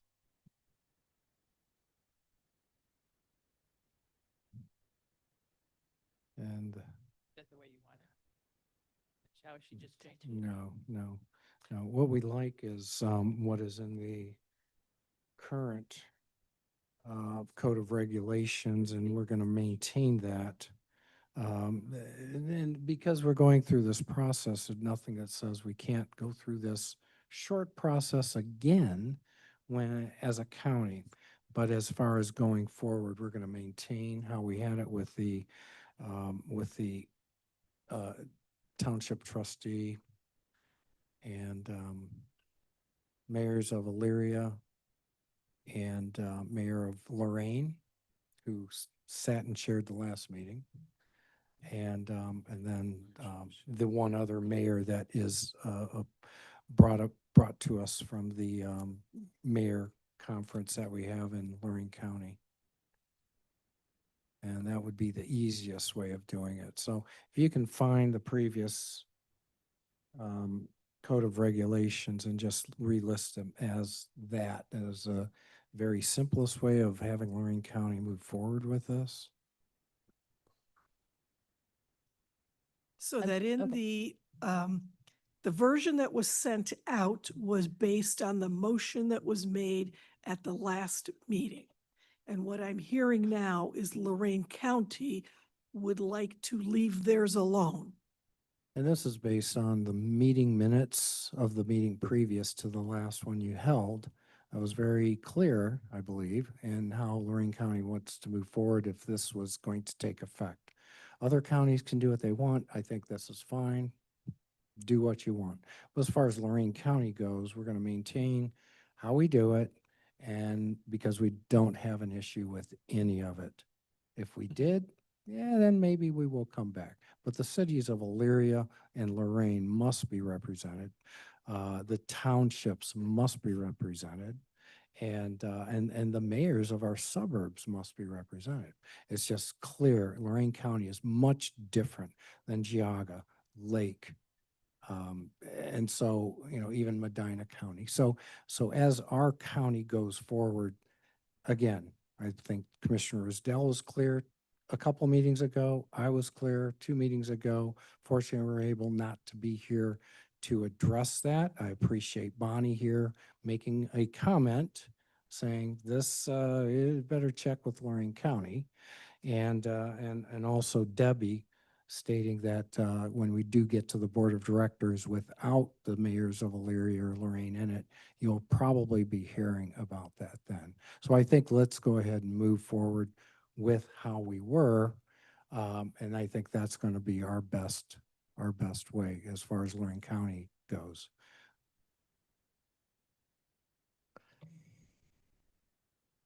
So can we do that? Sure. When we, Sure. So no changes for Lorraine County. Right. That is correct. So, I'm oh, gonna do- Bonnie? yeah, but I think point of order. So right now, we're talking about the ratification and not the membership. So that's the next Yes. item is the membership. Thank you. Mhm. I'm gonna go- I'm gonna support what Lorraine wants. They can have. You're welcome. But we should be voting on the ratification now.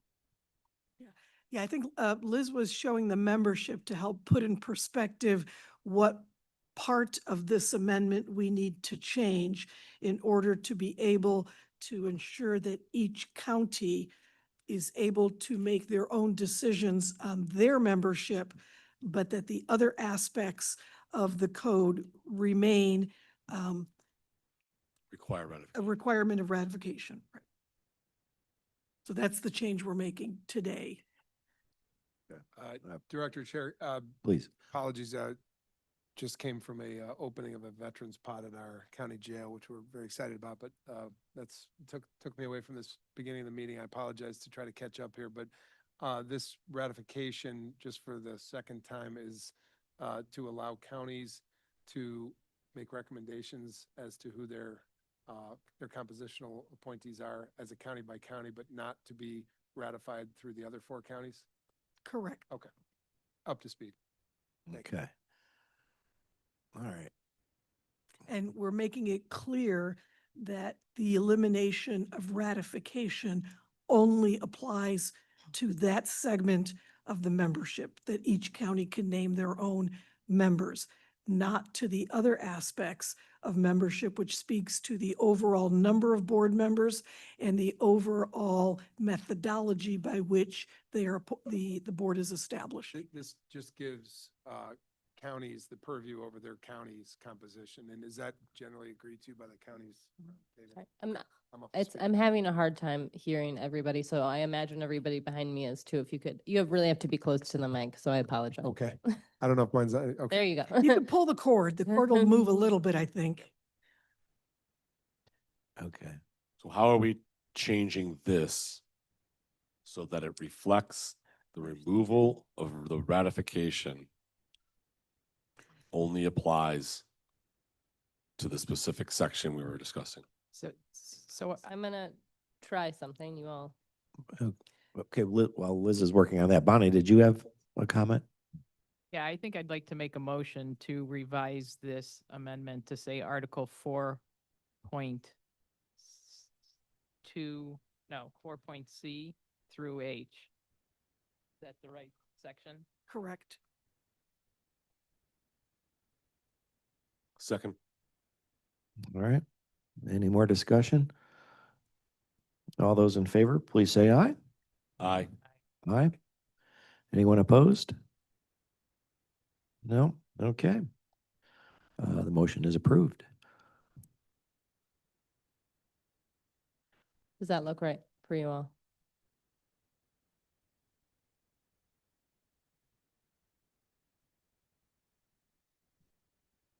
Yeah, except for meaning that section does not have to be ratified. So it's saying Article 4, changes to Article 4 need to be ratified except for that section that lists the members specifically.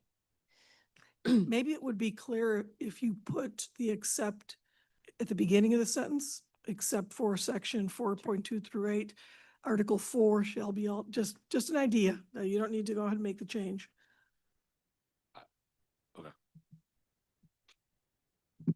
But if you like it back the way it was. I liked it the original way because it says Okay, it's fine. any changes made to Article 4, which is the A and B, which Right. encompasses the composition and apportionment.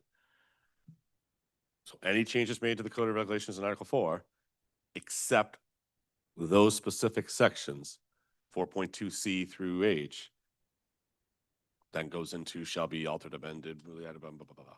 Yeah, I Yeah, and I'm all for, and I think it's best that we change as little as possible in the code, so shuffling things around sometimes isn't a great idea. Okay.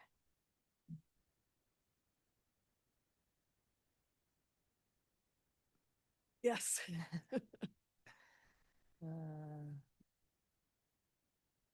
Okay, we're ready to move on? We are. Okay. All right. I think, so we have to take a vote.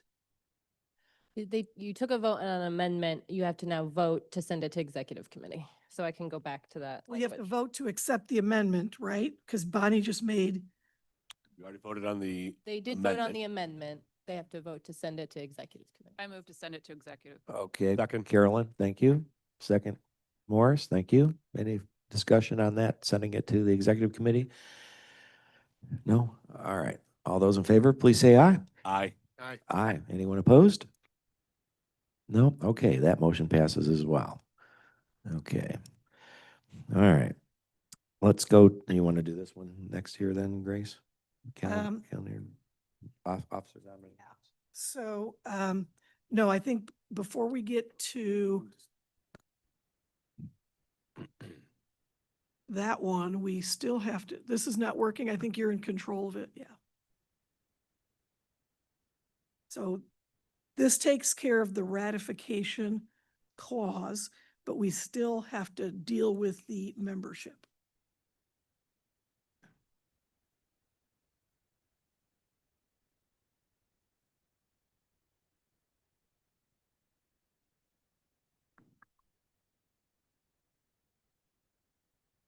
And yeah, but, as Liz is pulling up the membership section, it sounds like we have received feedback in terms of members from the city of Cleveland, who seems to be accepting of what has been proposed. Lorraine County has given us a change to revert back to the original. Lake County is your desire is consistent with what we've put there, so that works. Same with Cuyahoga, we've heard from you, same with Geauga. We have not heard from Medina County Commissioners, however. I don't want to speak for them. That's why I wanted to bring, that's why I wanted to bring that up, is that, do we want to leave theirs alone or make the change? The motion is to make the change, and I don't know if you've had the chance to. So I guess my question is, if we go with the change for Medina County, they are still allowed to keep it the way it is if they choose to. Correct. So does it really matter? I mean, Correct. I mean, they even if we give them the choice to change it up, they may decide not to. Right. I mean, because they would have the agency over those appointees, that is correct. It would just be a matter of if they would like specified the seat for the municipality and the township and the engineer like Lorraine County has. Since this is your position, because now you're an appointee once this gets through the system, will you Right. be the appointee? Yeah, based on that change, the Medina County Commissioners would not need to appoint a township trustee Yeah, or a municipal trustee. Right. It would be their decision. it's totally their decision. I think we ought to leave it up to them to decide what they want to do. Then I think we can go through this very quickly because it sounds like there is agreement amongst everyone. So don't need to go through any introduction. We can just move right to the action. Okay. So as a reminder, and thank you all for your patience while we got this back up and running. So we were also sharing the screen while streaming. This is the current. This is the proposed. I did put Lorraine and Ilaria back here, but it sounds like we also just want it back to county commissioners, county engineers, municipal township representatives.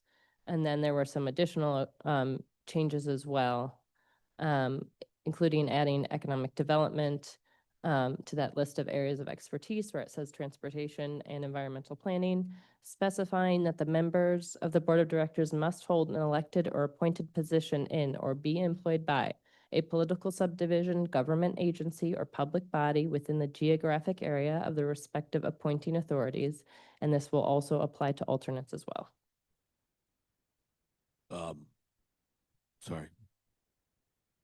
I would like to point out that based on the change we made for ratification, this now needs to be ratified, meaning the language changed in A or B of section 4.2. As well as the paragraph about alternates. I believe the last meeting, we had a slide that said regional agency, it was something along these lines in the areas of transportation, environmental, and we were adding economic development. So I don't see, and I don't have the bylaws in front of me, but I don't see the part about those other two areas. I know we're adding economic development to the member areas of expertise. I guess if you have, do you have on here the actual red line? On the presentation, no, it is in the packet. I can pull it up again. Okay. And then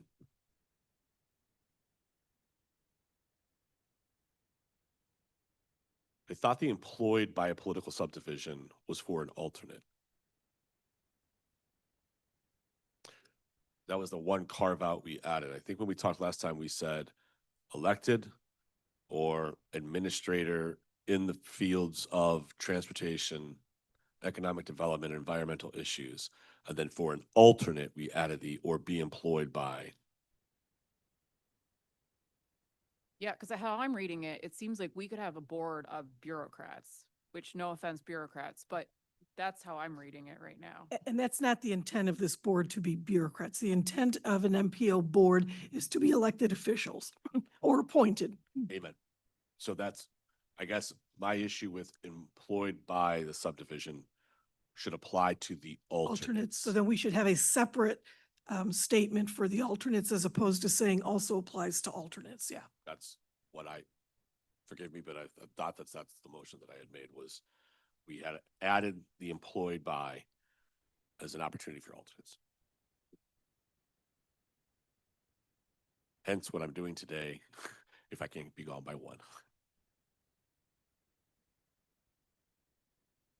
So do we want to add that? So I'll bring up the red line version. Yep.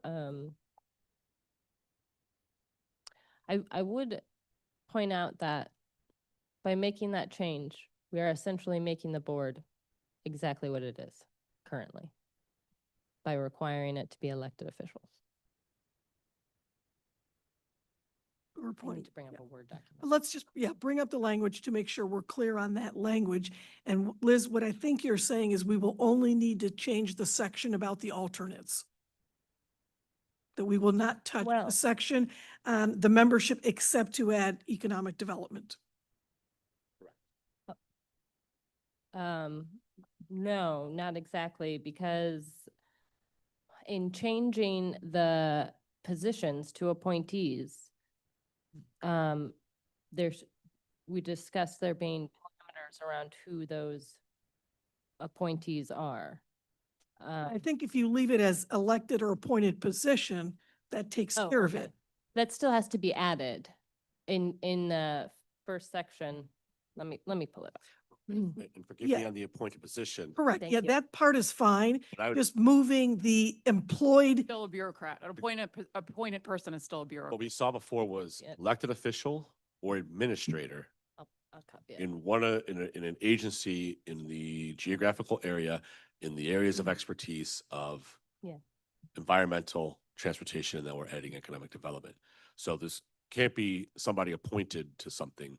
It has to be a director of planning, a economic development director, somebody who is an administrator in those areas. Yes, they're not elected, but their full-time job is one of those areas of expertise. And forgive me, but that's what I thought it read last time. but I think what I'm hearing from Commissioner Brackey is not to have the ability to put appointed officials, that they should be elected officials. But we do have in Cuyahoga County and in the city of Cleveland, Yeah. positions because of the way the structure is that require people that are not elected. Right, that's a good point. I mean, I guess my point is, when I look at it, it specific looked language, like sorry. every county could just put employees or appointees, and we would not have any elected officials on the Right. board, as I read this now. And I think Can I that's just a show them the- concern, because I think I just want to show. 'em the whenever Word we document. can, the primary Sorry. people, the primary board members, the non-alternates, should be elected officials. Or administrators in the field of environmental economic development. Right, 'Cause like when necessary, but I still think like the default should be an elected official, except for those cases where you And, can't. and as I remember, like, that's what, for the board members, the motion that I tried to make was that the board members, all we're doing is adding economic development as an area of expertise. We're- Right, but I think what I'm hearing is that since we take away those specific positions, and let's use Geauga County as the example, they now have 3 appointees by the county That's the point. commissioners. The county commissioners could decide to have no elected officials, no engineer, no commissioners, and put the chief of planning or director of planning, the director of economic development, and the chief of staff on the board. And that would not be the spirit of what the MPO board is about. Yes to the first 2 positions, but I don't think the chief of staff would qualify as an administrator within Then the put, area. of- you know, some other I position. think it's adorable. You guys think Geauga County has a chief of staff.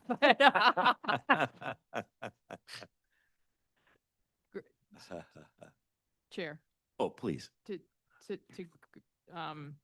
the director's point, all of those positions that you listed are appointed positions by the commissioners or in our case, it would be. So they're appointed positions, so they qualify under that.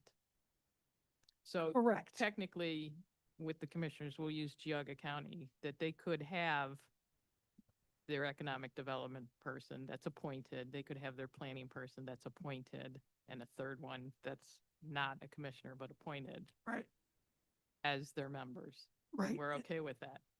I think there's a concern is what I'm hearing about that we're not okay with that as a group that what we don't want to do is discourage the participation of the elected officials by allowing the primary member, if I'm getting this correct, Commissioner Brackey, by allowing the primary member also to be an appointed position. Again, my comment is they are appointed by those elected officials, and they should be, those members should be relaying the thoughts and goals of the commissioners that they've been appointed by.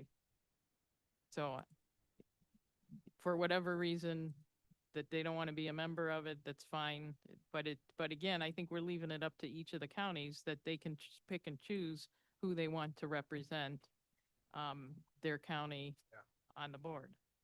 And that's my understanding too, that you're giving the counties some discretion, even the language as it's prescribed there.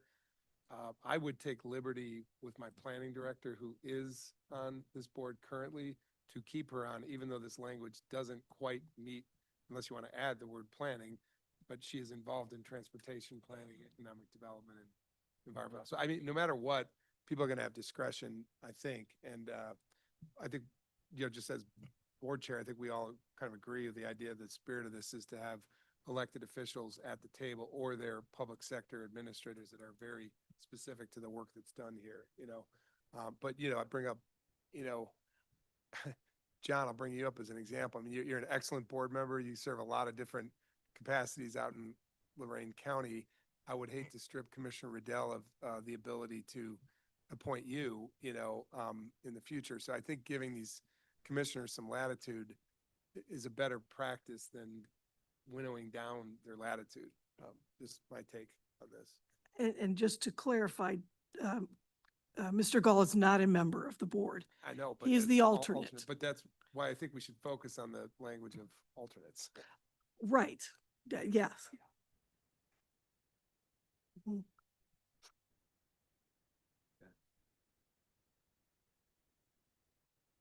So that takes us to where? So, once again, for the board member, before we get to the alternate conversation, for the board member, I saw something about an employee of the government of the entity.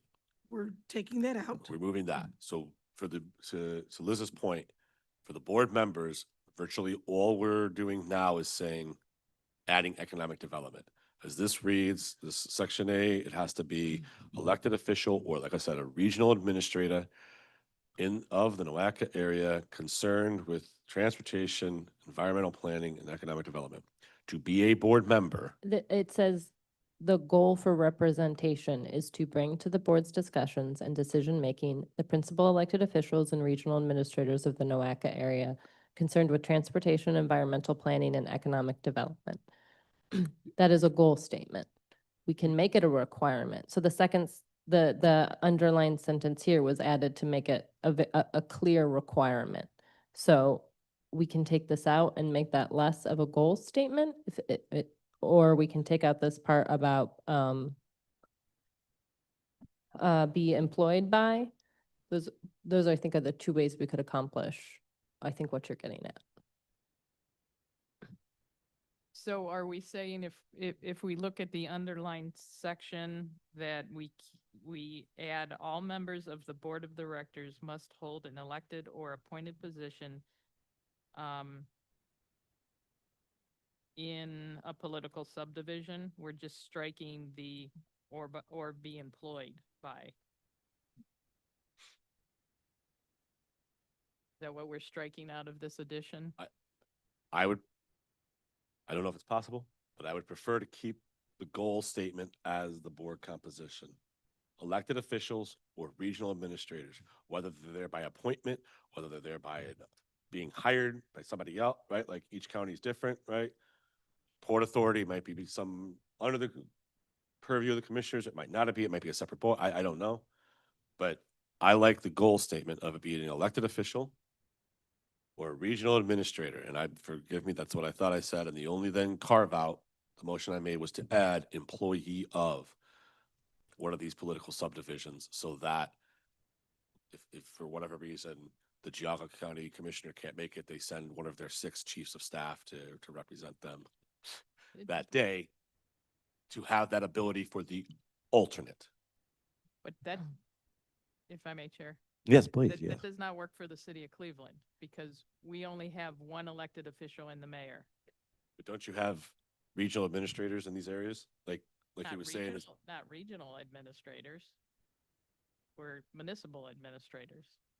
Well, you have city council too, right? Yes, but Those are elected, right? Yeah, but you don't want all of our council members on this board. then take out regional and say I would say, administrator. yeah, just take out it. Say regional. administrator. Okay. Director of planning, director of economic development, director of transport. I don't. Yeah, and while you're at that and on that point, Commissioner Beveridge brings, if it's a goal, it's not but I would say probably to protect the planning directors who are on this board, to add the words land use planning, to the economic development environmental planning and transportation. You don't want to create a situation where persons that are currently on the board are offed by language that we just missed, unless that's the intent, you know? No, I assume planning had something to do with transportation and or economic development and or environment. Just as a point of information, the planning director was a new position added. Previously, it was not under the Fitzgerald administration. It was not the planning director. It was the chief or whatever the position of regional. Yeah, right. Yeah. And that's, So again, so they had the choice. Yeah. it gets back to, I mean, I would argue that our regional, I mean, we're in a different duck because we're one of two counties in the state that are chartered without a whole lot of elected officials, obviously, in the county level, myself and the prosecutor and then the judges. But all of those persons, you know, deal with regional planning. I've got my regional collaborations director right now dealing with airport planning, you know, so I think you have the same issue regardless of the point about the county planning director, which I do think in previous eras, I know county planning directors were on this board. They were alternates to the commissioners. But I served as the city planning director for the city of Cleveland on this board. Yeah, that had a specific position. Yeah. And again, the point is the more we narrow, the potentially more problematic we create for ourselves when the spirit of this is to give the commissioners the latitude to appoint. That was the point I was trying to make, exactly. But if we're going to narrow, I would add back in to cover ourselves. Mm-hmm. Okay. So may I make a motion to amend? Could we, off of your red line version, remove regional before the administrator part, add planning and economic development, and Okay. Sorry, continue. Okay. We're removing. I'm gonna do that. Right. regional from the administrator part, add economic development and, well, economic development's already there, so add planning along with the new addition of economic development. That's environmental, that's what we're talking about is land use management planning. Shouldn't we should have a modifier to what kind of planning you're talking about if we already have environmental planning. Maybe the word I'm plan. sorry to belabor this point, but you really have to speak right into the mic. I'm having a very hard time hearing everybody. Sure. Go ahead. I would just say, I wouldn't put generic planning in, right? Because we have environmental planning, so should we have land use planning, some kind of modifier on planning? Or no, you're saying for the administrator part? I thought we were saying afterwards for. I don't think we want planning there. I would also suggest for clarity, so that 10 years from now, we're not having the same conversation about what the intention is, that this is still, with the wording as such, a goal statement and not a requirement. So that was the intention of adding the additional sentence, all members, et cetera, because it's a clear requirement of what the members are supposed to be. If we want to make this goal the requirement, because conceivably you could argue 10 years from now, if we change the sentence and it still says the goal, somebody says, well, that's a goal, not a requirement, when they want to appoint someone who does not fit this goal statement. So just something to consider, and the reasoning behind adding an additional sentence that was clear about the requirements for a member.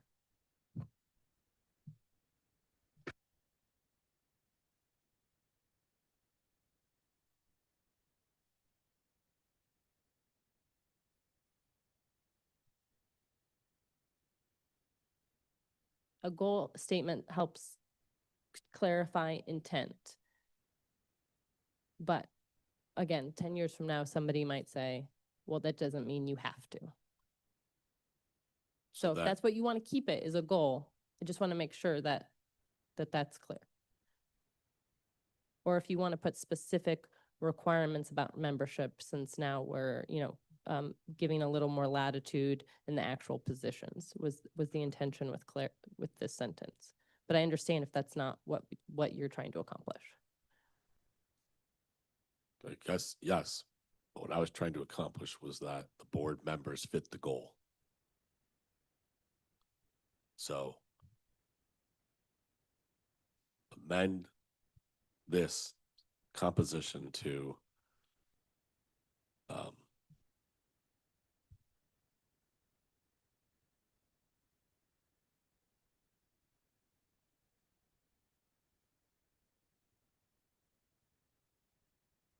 and I guess all members of the board of directors must hold an elected or appointed position in a political subdivision, government agency,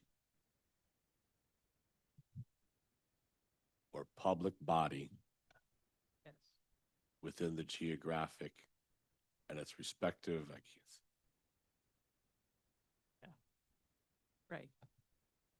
so is the land use, is the environmental issues, can we put the environmental issues, economic development, transportation, and land use management into the requirements of those people? Yeah, I think you want to bring that goal statement into the all members statement so that it's a Yes. requirement. Yes. I think that's what we want to do. Okay. So we have an emotion here? My motion to amend is to bring the description of elected officials or, actually, I guess the motion to amend would be to bring the requirements or of the goal statement. What?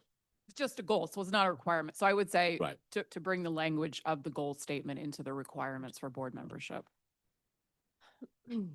What she Yeah, said. we got that. Okay. That's the motion. Morris, you're making that Yes, motion? I make the motion. to Bring the description of the goal statement into the requirements for the board members. Okay. We have that? Okay. Yeah. Can I have a second? Carolyn, were you seconding that? See what it looks like. All right, let's take a look at it. Second it and then. Let's discuss it. All right, we have a second. Carolyn second it, and we'll discuss it. Let's take a look at it again.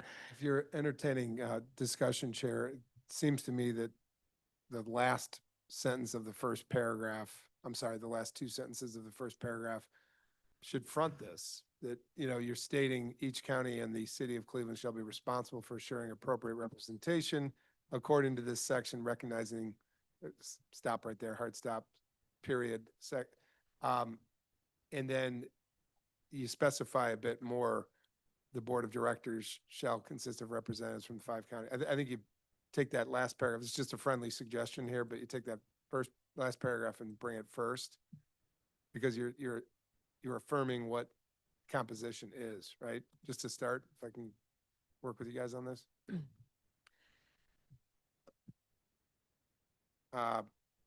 That's not how I would have done it. That's moving from the apportionment section. So yeah, You lost me there, but again, this is currently one paragraph that I've suggested breaking up into 2 regarding composition and apportionment. Okay.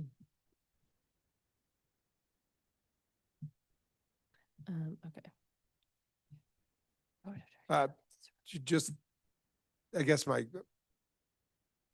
statement was that forgetting that very first sentence, but I guess you could leave it, individual board members shall be specified annually at the first meeting. That could be your first sentence, Oh, but wait. to me, it's a strong statement to say each county in the city of Cleveland shall be responsible for assuring appropriate representation according to this and then recognize, I guess hard stop after representation. You want to get quickly to So the point that each member of the board shall be, Yeah, you see what I'm trying to say? we do need to include the rest of that in that sentence though, regarding dues, procedures, and compliance. Yeah. Again, it just, if you're reading 10 years out, nobody's here that's here now. composition, if you're reading it, to me, it should start off with each member of the board. Each county in the city of Cleveland shall be responsible for sharing appropriate representation. This one, I don't know. I think you start with the broad statement of what you're trying to do and you winnow down to the guardrails of where you're going in the end. It's hard to wordsmith at a table here on something like this, but That's a good point, Chris. is that what you were thinking? except which section are we referring to when we say according to this section? Yeah, I know. It feels like you should just, each county in the city of Cleveland shall be responsible for assuring appropriate representation, period. And then I think we're trying to say that the next, I'm sorry for bouncing around, but the board of directors shall consist of representatives from the 5-county area. All members of the board of directors must hold an elected or appointed position in a political subdivision, government agency, or public body within the geographic area. I'm back to my high school journalism editing days, but it just, you start broad, you work down, right? So I think the next statement is, The section that you'd like to remove, which I understand where you're going, is is one you have important highlighted. legalese part though, so it should not just disappear I'd cut it to entirely. paste it later. Okay. Trying to, so yes, and then, yeah, that would be, each county in the city of Cleveland shall be responsible for ensuring appropriate representation. Each member of the board shall be entitled to vote on all matters submitted to the 5. And then I think it reads decent from here. Oh. You get down, what I'm trying to do is get to the punchline, which is all members of the board of directors must hold an elected and appointed position in a political subdivision, which you have. And then I think you go to the issue about what the administrators are in their respective fields of transportation planning, environmental planning, land use planning, and economic development. That would read well. I think we could get there. And I'm not, if I'm jumping the gun, let me know, but this is more for clarity than. Yeah. Than the No, I agree. substance of it. You're just spelling it out. So each county in the city of Cleveland shall be responsible for ensuring appropriate representation. Sentence 1, each member of the board shall be entitled to vote on all matters submitted to the board for a vote. That's sentence 2. The board of directors shall consist of representatives from 5-county area. 3, all members of board of directors must hold an elected or appointed position in a political subdivision, government agency, or public body within the geographic area of their respective appointing authorities, section 4.2 below, period. 4. And then I think you're getting rid of the goal, right? And you're saying, then you're making a sentence that appointed officials should be in the fields of, or I'm sorry, agency officials on the board, however you say that, should be, and then da-da-da-da-da. You're just prescribing it, right? They're not appointed though. They are appointed, apologies. Yeah, they're appointed. Right? So you're trying to distinguish between, what do we mean when we say appointed official? Well, yeah, that is a question. That is a question. Because you have elected engineers who by composition of the current structures sit on the board by virtue of their office. And then you have appointed public works directors that sit in lieu of being an elected engineer, but they have that position, right? So. Non-elected, well. Yeah, if I may, I just pulled up the language from the ODOT manual on MPOs, which essentially summarizes the federal requirements. And the language here says each MPO may select a governance structure, voting procedure that best meets the needs and desires of its member governments. Each MPO has a policy board. The board is comprised of local elected officials, ODOT, public transit operators, and operators of major modes of transportation within each region. So although it does give the latitude for boards to make up their composition, again, the objective is clearly more along the lines of elected officials. And again, with Cuyahoga County and the city of Cleveland, their structures at the executive level are such that they only have one elected official at the executive level, but have more than one seat. So they have to give their seat, other seats. They have to appoint officials that are related to transportation, public works, planning, et cetera. Yeah, so maybe the next sentence is board members, May I? yeah, non-elected board members or something. Yes, Yeah, that's what I was gonna Yeah. say, suggest is Yeah. non-elected administrators should be in the field Yeah. of. yeah. I'm just trying to climb through this paragraph, but I think I agree. with Yeah, Commissioner that's Beveridge. good. Concerned with transportation. Okay. Do we have it then? We got it? You got to figure out some words to go in between. It's non-elected board members. This sentence is a little abrupt. Sorry, I'm just thinking Pull through up it. that screen a little bit. Non-elected administrators, because we talked about they have to be elected officials or appointed positions. Yeah, how about non-elected board members are administrators in the fields of planning, transportation planning, environmental planning, and economic development? How does that work for the city of Cleveland, though? Do we have engineering in there that we might want to consider?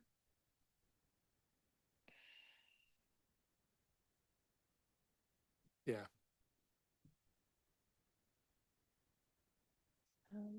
Um, That's what I'm trying to say. I can't.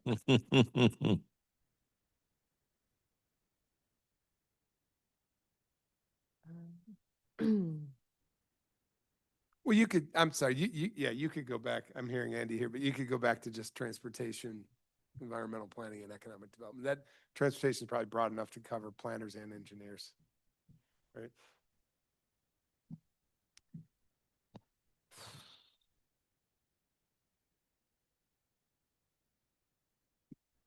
I'm gonna say.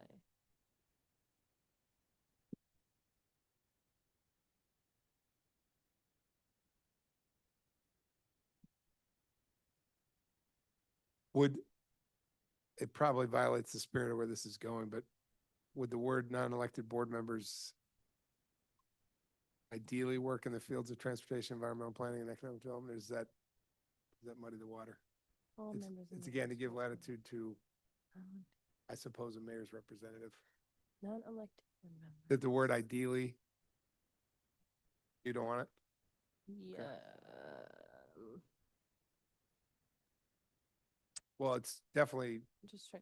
it's definitely more latitude, but shall is more prescriptive. It is. Do you want them to be, or would you like them to be? Well, I mean, I'll just go back to yesteryear. What would Chief McCall, how would she fit in this? She had, there was the mayor / chief of government affairs Okay. as a position in the code of regulations. Oh, that's right. But we subsequently dropped it. We dropped right? that, correct. Yeah.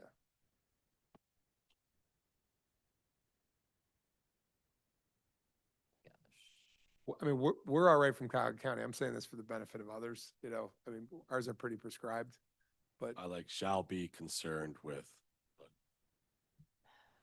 Shall be, I would say shall be like shall be, employed or appointed to an area concerned shall with. be familiar with, experts in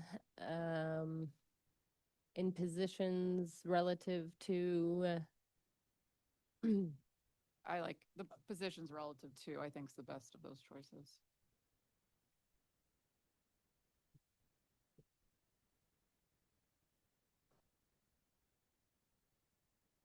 let's just work in the areas of transportation, environmental planning, and work, economic. and that's a, I would say we want to be a little careful with not coming across in the language as we are sort of opening, You know, we are getting a lot of criticism, particularly at the state level and with the state legislation that's being proposed, that we are unelected, unaccountable bureaucrats. And I don't think you want language in here that supports that. So I think you want to make it as broad as possible to allow the counties to do what they want to do and maybe not spell out, you know, an employee of transportation. That could be, it could be anybody. I mean, I think Commissioner Beveridge's point is they should be that high-level appointed position. I'm okay with, as it reads, shall hold positions in areas concerned with transportation, environmental planning, economic development. We also talked about adding land use management as well.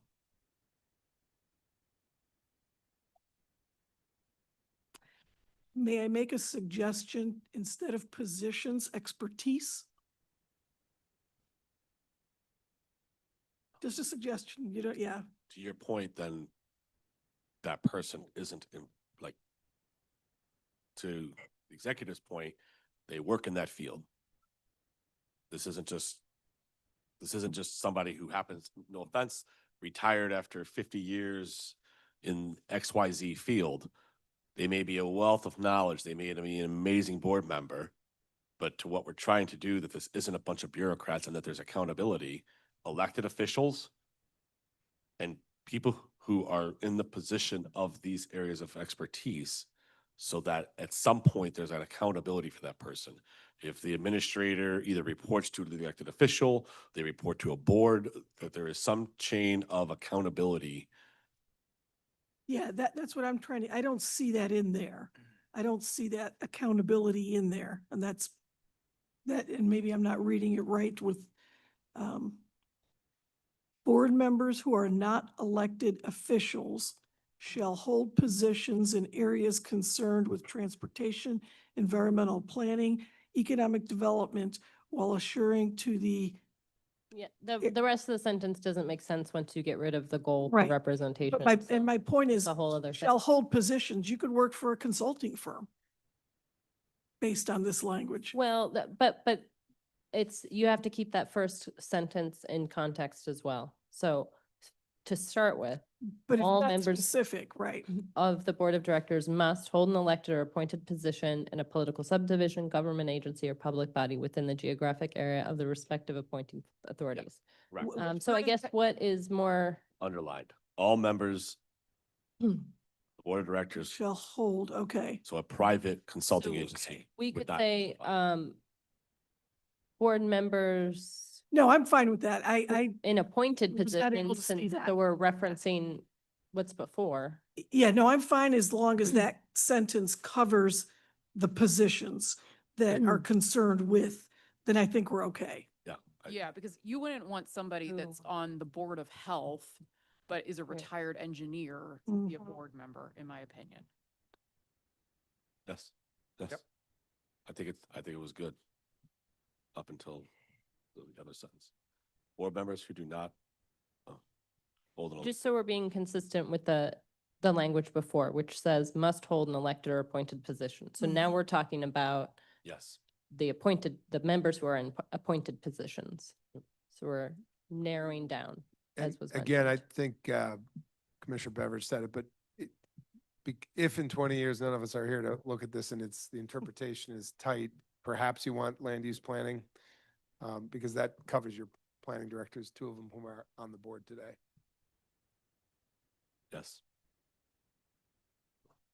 I mean, we do land use planning when we do all those FIP maps and stuff, right, FPAs. Mhm. Transportation.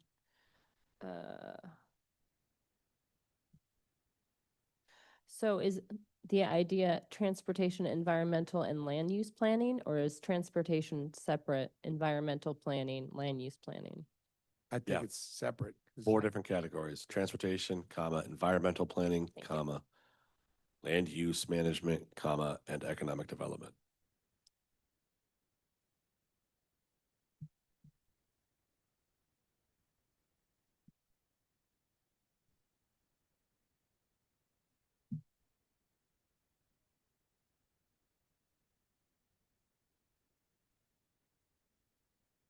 Is management a scary word? Serious question. I mean, it is, which one's easier, planning or management? I don't care. Okay. You I want it to be would planning? say in the industry, planning's probably known a little better. You get into Bureau of Land Management stuff out in the west, and you get into wise use movement and all kinds of probably stuff we just do. So, okay.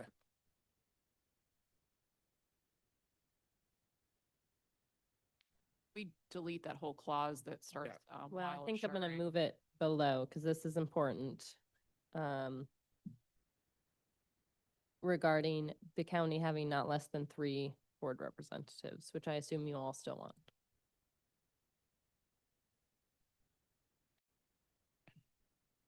Why don't you just simplify it to no county shall have less than 3 board members?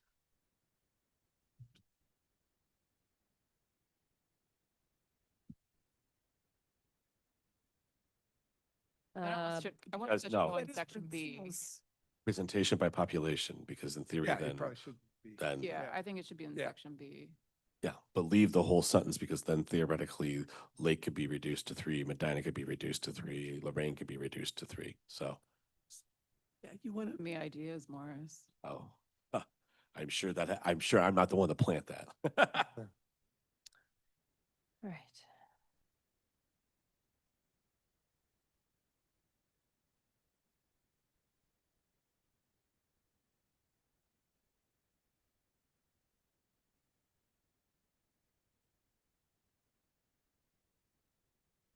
I am just thinking about how to better phrase this. I'm open to suggestions. I wonder if you could throw that after the second sentence. Okay.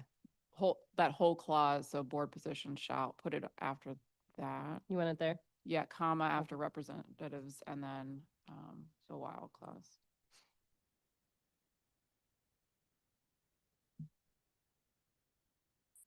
So this is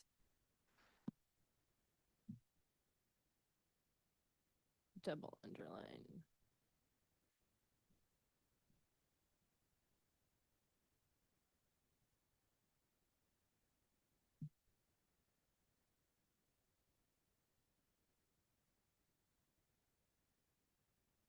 All right, we still have this section to deal with. Um,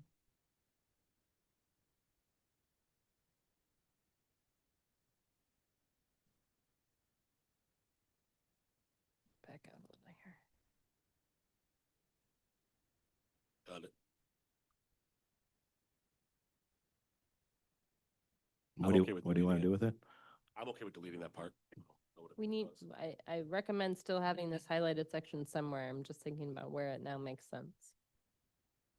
you don't Talk think about it the makes highlight sense though? first paragraph or the strike section in the second? What's that? Are you talking about the highlight from the The first highlighted paragraph? section came from, yeah, came from the end of this sentence.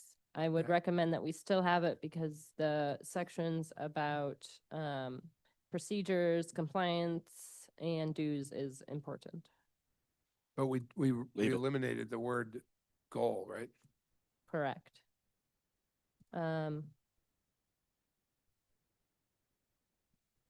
Yes, that's probably. We're into this section. And so it's recognizing. Yeah, just strike it. Yeah. Well. No, I mean, what we just stroked. Yeah, right. Where did I look?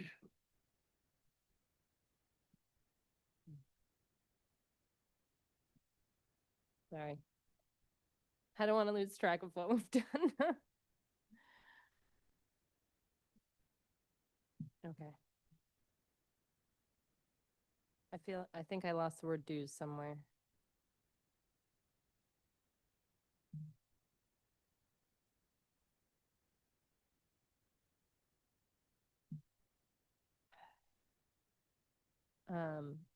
You think you want this whole thing to go away? I'm just suggesting that there's No. part of language regarding compliance and dues, which I think I lost, that we still need. You struck the part I think we were I suggesting didn't you mean. strike.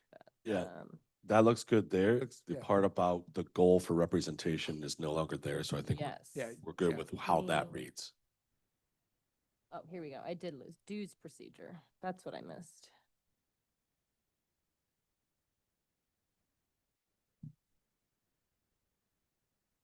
So this language needs to go somewhere, potentially.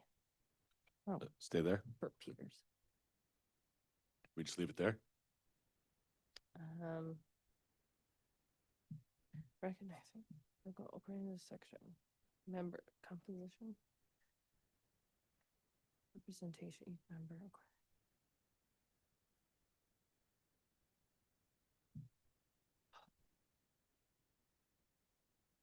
You'd want to make it its own sentence at the end? Sorry, I'm making this overly complicated now. Can we just leave it where it is? It's not a sentence. Board members. Board members Put a agree. comment there.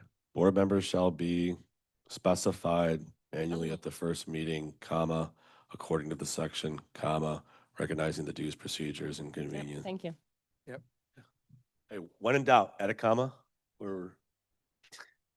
Sure. Run on.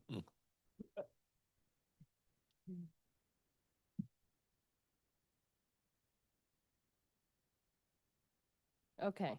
Should I read it all out loud? Yeah, why don't you? Let's see what we, Okay. So to clarify my motion for amendment, it is to be as follows. Section 4.2, composition alternates, term process for apportioning board seat, section A, composition. Each county and the city of Cleveland shall be responsible for assuring appropriate representation. Each member of the board shall be entitled to vote on all matters submitted to the board for a vote. The board of directors shall consist of representatives from the 5-county area.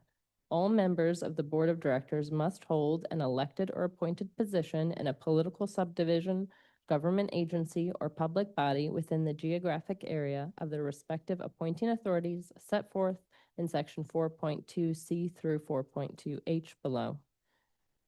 Board members who do not hold an elected position shall hold positions in areas concerned with transportation, environmental planning, land use planning, and economic development. Individual board members shall be specified annually at the first meeting according to this section, recognizing the dues procedures and compliance within each jurisdictions and the agency's mission. B, apportionment. it sounds really Okay. good. That sounds really good. Do you want me to read the next section or we're good? Ah. You want to read it and just make sure we got it? Pass the Tylenol. Board positions shall be apportioned among the 5 counties in the city of Cleveland based on population to arrive at a board of 46 total members pursuant to the formula contained in Appendix 2 to this code, while assuring to the area's citizens an approximation of equal representation by population as reported in each decennial census, subject to the requirement that each county shall not have less than 3 board representatives. To apportion board seats under this section. Within 180 days following the publication of each decennial census, the board shall calculate and determine such changes to board composition as shall be necessary to conform to the requirements of this section. Such changes may be made by resolution of the Board of Directors and shall not require ratification by the 5 counties under Article 9. Okay. I think that's great. I do then want to make sure that what was added to the alternate section was that alternates shall be subject to the same requirements as board members, which is what we worked out in paragraph 4.2A. Mhm. Okay. So I think we were actually in the discussion phase of the motion, but I think we understand what the motion is, or do we want to start off with The a new motion- motion, or? what The do you- motion for the amendment, as I read it, works. So yes, we should, I think we needed a second on that still. We had a Okay, second. We were in okay. discussion, So then, yeah. yes, a vote and then vote to send it to executive. Okay, Yes. sounds good. So I think we're ready to take the vote then. All right, all those in favor, please say aye. Aye. Aye. Anyone opposed? No? Okay, that motion passes, and then we'll need the motion to send it to executive I make a committee. motion to send the amendments to executive committee. Thank you, Morris. Can I have a second, please? Second. Thank you, Chris. Any discussion on that? If not, all those in favor, please say aye. Aye. Aye. Aye. Anyone opposed? No? Okay, very good. That motion passes too. Okay. Excellent. All right, what else do we want to try to do here, Grace? 'Cause we're kind of running out of time here. We are running out of time, but the next two items should be very quick. Okay. So if we go through here, the next item is the board committee, subcommittee, and council meeting schedule. Yeah. This also is recommended to go to the executive committee for placement on the December agenda. We have, in terms of the changes, we've added the HR subcommittee to the schedule. We have moved Finance and Audit Committee to be on the same day as External Affairs, Policy, and Planning and Programming Committee. We did discuss that at the Finance and Audit Committee meeting today. There were no objections to that move. I think the comment was, well, instead of fighting the early morning traffic, we'll just fight the afternoon traffic going home. That is the schedule.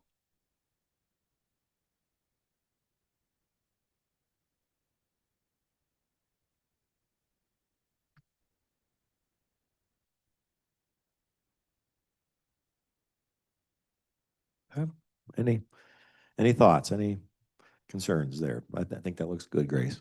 Yeah. All right, then the chair will entertain a motion. I'll make a motion to adopt the meeting schedule as presented.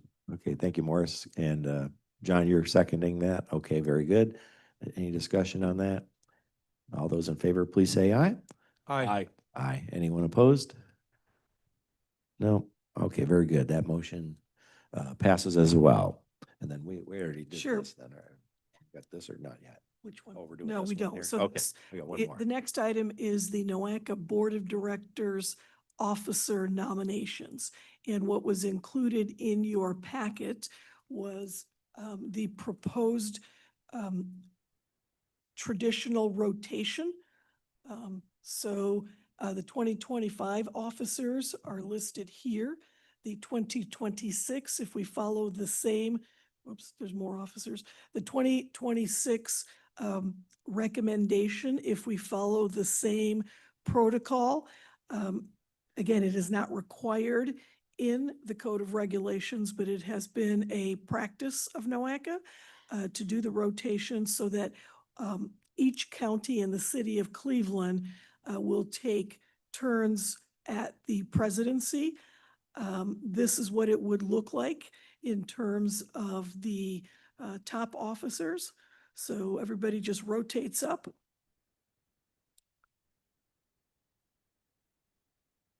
And the other officers would continue as is. We then, however, based on a couple of different things, lose an assistant secretary and an assistant treasurer.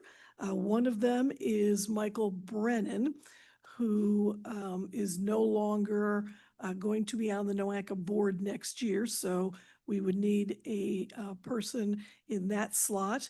And the other one is John Plechnik, who was the assistant secretary, but he is moving to the assistant treasurer because he will be the chair of Finance and Audit next year. And the chair of Finance and Audit is automatically an assistant treasurer. So we need to backfill that slot as well. The current assistant treasurer, by virtue of his seat as the chair of Finance and Audit, is Mayor Bradley of Lorraine, and so he falls off.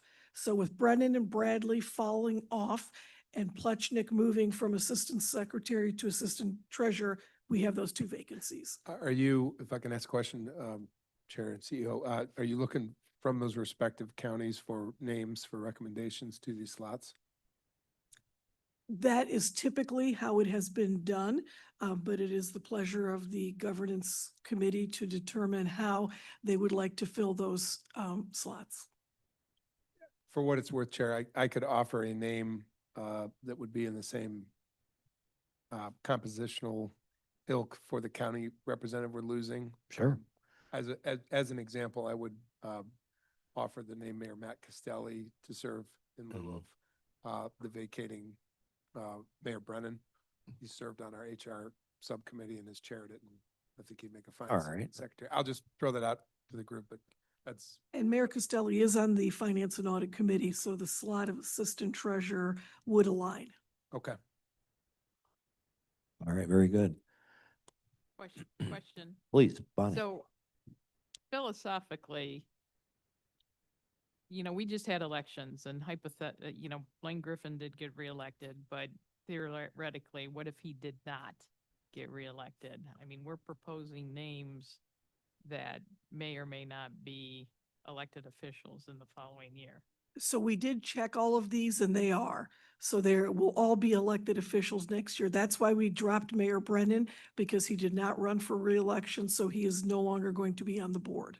And every year you would have that same situation. Correct. Because you're moving forward, so. This was actually an easy year. We didn't have that many elections, but sometimes there are significant changes. You're correct. So, and then if you go back to the previous page where, Mayor Bibb is proposed to be the chair, that he may choose not to be on the board, and there would be an appointed position.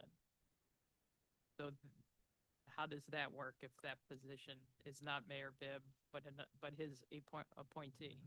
So if Mayor Bibb chooses not to be the president, as has happened across all 5 counties in certain situations, the position of president in terms of the rotation stays with the city of Cleveland. So the city of Cleveland would present a different nomination for president. And that would happen in January after. It could happen today, it could happen in January. If it happens in January, typically the governance committee has met right before the full board to officially make that nomination. Okay. Just to carry out that question, the question. As you say, it's the jurisdiction's position. Is it prescribed anywhere in the bylaws as to whose call that is within that jurisdiction about who that successor, I suppose, or replacement person would be? It's, I think, the county commissioners are probably presumed to be that as it relates to the county.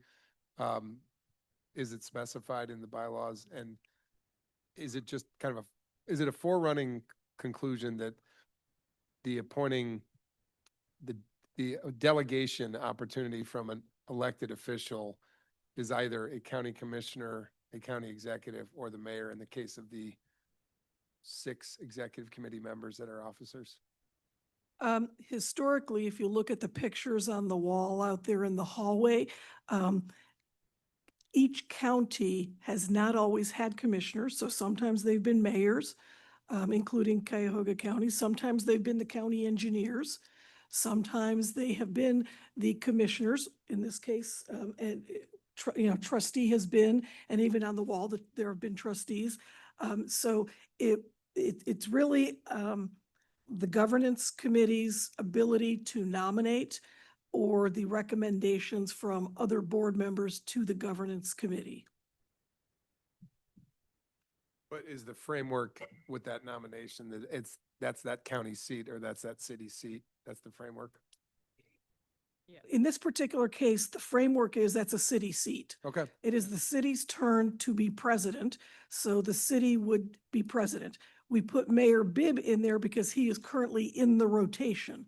But if he chooses not to serve, it doesn't go to the next community, it stays with the city. Mr. Chair? Please. So on this topic, I've brought this up multiple times about the executive committee representation. And as I read the bylaws, it spells out chair, vice chair, second vice chair, secretary, treasurer, immediate past president, and the mayor of the largest municipality in the district, which in this case would be Cleveland. The mayor of Cleveland position is already guaranteed on executive committee. And so when it comes to the officers, And I also, I'm not a fan of having 6 members of executive committee. Um, I, my personal opinion is that since the mayor of Cleveland's position is automatically guaranteed as part of executive committee, I don't see a need to have the mayor of Cleveland put into the rotation of the officers. Now, my suggestion would be that we put, there's, what is it, there's 11 Cuyahoga County suburban mayors that fall into that category. I think 4 are spelled out by city, 7 are spelled out by region. I understand past, this is how the rotation has been. I know for a fact that in 2022 and 2023, we had somebody serve as president twice, so these things change. But I would like to potentially present an option where we go restructure it and add one of those mayors into the rotation and have the mayor of Cleveland, that position be, it's automatically a part of executive committee. So I don't feel that it needs to be part of the rotation. And if we did this, then that would get us to 7 members of executive committee, which seems more appropriate for, you know, a governing body.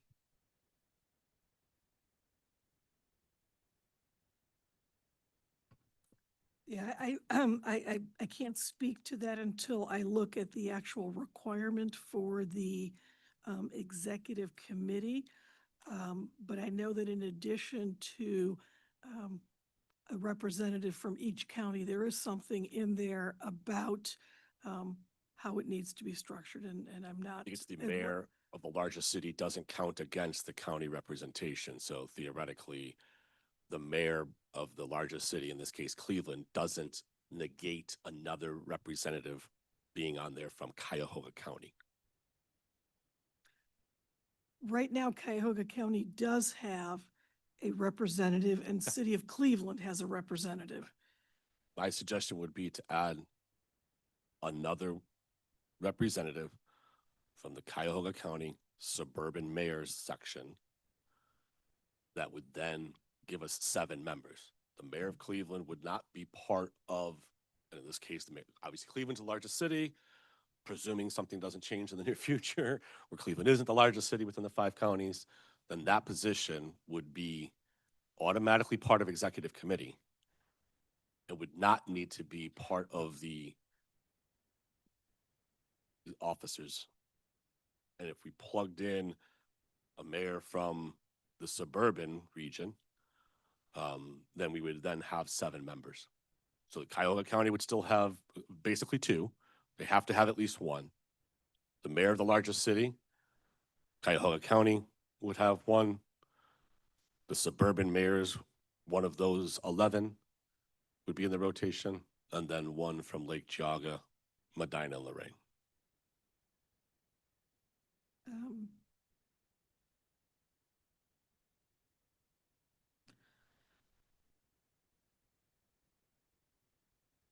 I'm sorry, I'm just looking up the language, and now legal counsel has arrived, so maybe he can get to it faster than I can and speak to this item. I think it's section. Welcome to the hot seat. 6.3. So what section is it? 6.3 talks about executive committee, and in there it says, oh, sorry, I was just there. Executive committee membership shall also include at least 1 member of the governing officers of each county. The mayor of the largest city in the 5 county region shall not be considered a county representative for this purpose. But I think that's how we have it now. So what are the officers? Oh, sorry. Make sure I give you the right. Thank you.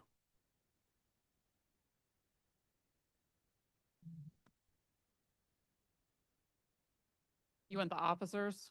I think it's, So or it says- is that what, is it the officers or is that where it The spells out? executive committee shall consist of the president, first vice president, second vice president, if any, secretary, treasurer, immediate past president of the board of directors, and mayor of the largest city in the 5 county region.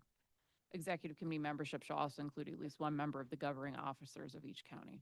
So the mayor of Cleveland, or the largest city, would automatically be a part of executive committee. And if we had that, if the mayor of Cleveland or the largest city was not part of the officers and we added somebody else into the mix, then we would be able to have a 7-member executive committee. My suggestion would be to have somebody from the suburban mayor portion of the board, since right now there's 11 of those folks, and I don't know that they get a crack.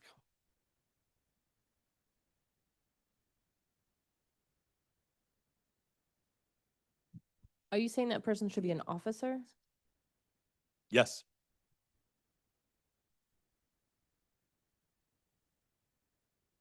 Yeah, we're looking at the code.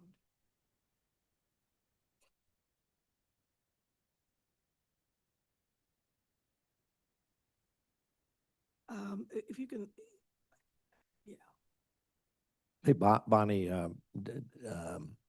Mayor Bibb, what does he want to do next year? Do you have any idea? Yes, I do have an idea. What's the idea? Are you allowed to say? What's he want to do? The intention, is because I have been his consistent alternate, that I would represent his position, Mhm. as, chair of the board. Okay. If I could just also point out that if the code revisions that you all have approved continue to full board approval, then some of these people may not be board members with those changes if you all choose to appoint different people. So it may be worthwhile to have a special meeting regardless, once we have a clear idea of what the board makeup is going to be, whether these changes take effect or not.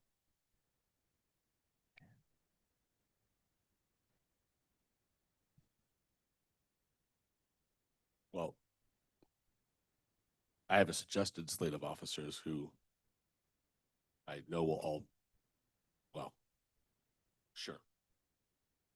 I guess.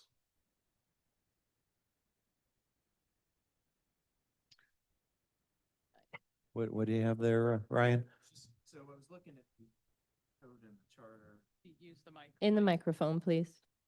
I was looking at the code and the charter here for the executive committee, and it looks to me to authorize as written a 7-member board: president, first vice, second vice, secretary, treasurer, immediate past president of the board, and mayor. Is that? That's what I said. Yeah, Yes. okay, that's. Yep. that- Okay. So then, I mean, I'm more than happy to make a motion if you'd like me to. Can I ask a point of information on the point there? You've said 6, you rattled 7. Is the missing piece right now the second vice president? Seem that that's a slot that can And, be filled. and the board, executive committee and or this governing committee to the executive committee has the ability to add a second vice president? Yeah, both the code and the charter would allow a second vice. Okay, and I just, to Commissioner Beveridge, I don't know if there's any further explanation of intent as it relates to the suburban mayor from Cuyahoga County being a 7th member of the executive committee. I, as county executive of Cuyahoga County, I don't think have an issue with that, but I'm just trying to understand the intent of it. I mean, I just did the math on proportionality, and it brings Cuyahoga proportionality a little bit more in proportion as it relates to executive committee, plus or minus about 2%. So, in the spirit of that, I don't see personally as Cuyahoga County exec as an issue with adding a suburban community mayor into the executive committee, but I just also interested further in your intent on that, and of the suggestion, because and currently on executive committee, I mean, I understand the issue of 6 votes is an even number and can cause a gridlock. I understand that. If the discussion group wants to discuss the complexities of 6 votes, or if there isn't a complexity of it, I think that would be the first start. But if your solution, if the group decides that 6 members as an even number has been a problem or is a problem or could be a problem, your suggestion to add a suburban mayor from Cuyahoga County as the 7th member, at least as a county executive, I'd like to know more about what the intent is, and is it solving a problem? And if it is solving a problem, according to the rest of the group, I don't have a problem with an extra board member from Cuyahoga County on the executive committee, but I'm also sensitive of some of the discussions over the course of this year about proportionality and some of the proportionality conversations that have come even from outside this group, members of the state legislature, in other words. So it's a sensitive issue, but I'd just be further interested in the intent. Yes, Mr. Chair. Please. So, one, I relatively new here, and I don't know if there's been a problem in the past with 6 members of a committee, but there could be moving forward. And I think just from a best practice, having an odd number of a committee members is a smart thing to do. Also, as I read the executive committee instructions, it specifies the city, the largest city in the region, as having an automatic seat on the executive committee. So therefore, another member, if we held that position outside and didn't put it into the rotation of officers, then we would have to add one other position, obviously. To your point about proportionality, this would be theoretically, so long as the largest city is in Cuyahoga County, 3 of the 7 members would be representative of Cuyahoga County, which right now, the majority of the board over 50%. So this isn't getting all the way to that point, but it would be slightly increasing that. And if we're going to add another member to the rotation, the top 2 things in my mind would be either rotate that amongst the other non-Cuyahoga County communities, which I don't think that you would be in favor of that. Or what makes sense to me is there's 11 members, right, that are in that bundle of suburban mayors that in theory would not normally make it in the rotation. And again, just one person speaking, but to your proposal, at least as developed so far, I think there's separate issues of a 7th member to create an odd number. That is, to me, separate from an issue as to whether or not the mayor of the largest city of the region can serve as an officer or as the chairman of the president of the board. I wouldn't say bring on a 7th person to keep the mayor of the largest city of the region off of the officer rotation. I don't know if those are together, why they would tie. If you're looking for a odd number of votes and in keeping with the 2nd vice president opening, I think that's a issue to discuss as a discrete item of business. On the matter of the mayor ascending to the presidency of the largest city of the region, that's a separate matter, in my opinion. Just respectfully. So, Mr. Chair, if we would either have 7 or 5, and the code requires 1 member from each county, and the mayor of the largest city will not count as that representative. So if we went to an odd number of 5, and the mayor of the largest county is included in that, then that only leaves 4 other seats, and there's 5 counties. So therefore, my assumption is that math won't work. So you're keeping that discrete from whether or not the mayor of the largest city of the region becomes an officer eligible president. You're keeping that discrete. If the conversation is specific to a 7th member, Chair, then I think that's what we should discuss, you know. And whether that's discussed here in full today or in future meetings, I don't disagree with the discussion item of a 7th member for the purposes of odd votes. But we wouldn't have the ability if the mayor of the largest city was in the rotation of the 6 officers. I don't know that we would have a mechanism to add a 7th member, because then what would they be? 2nd treasurer, 2nd secretary, or?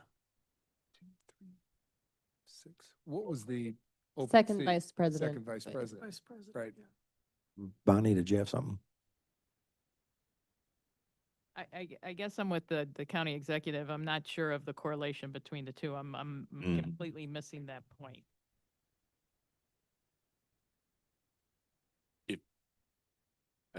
The math, if the mayor is in, there's 6 officer positions right now.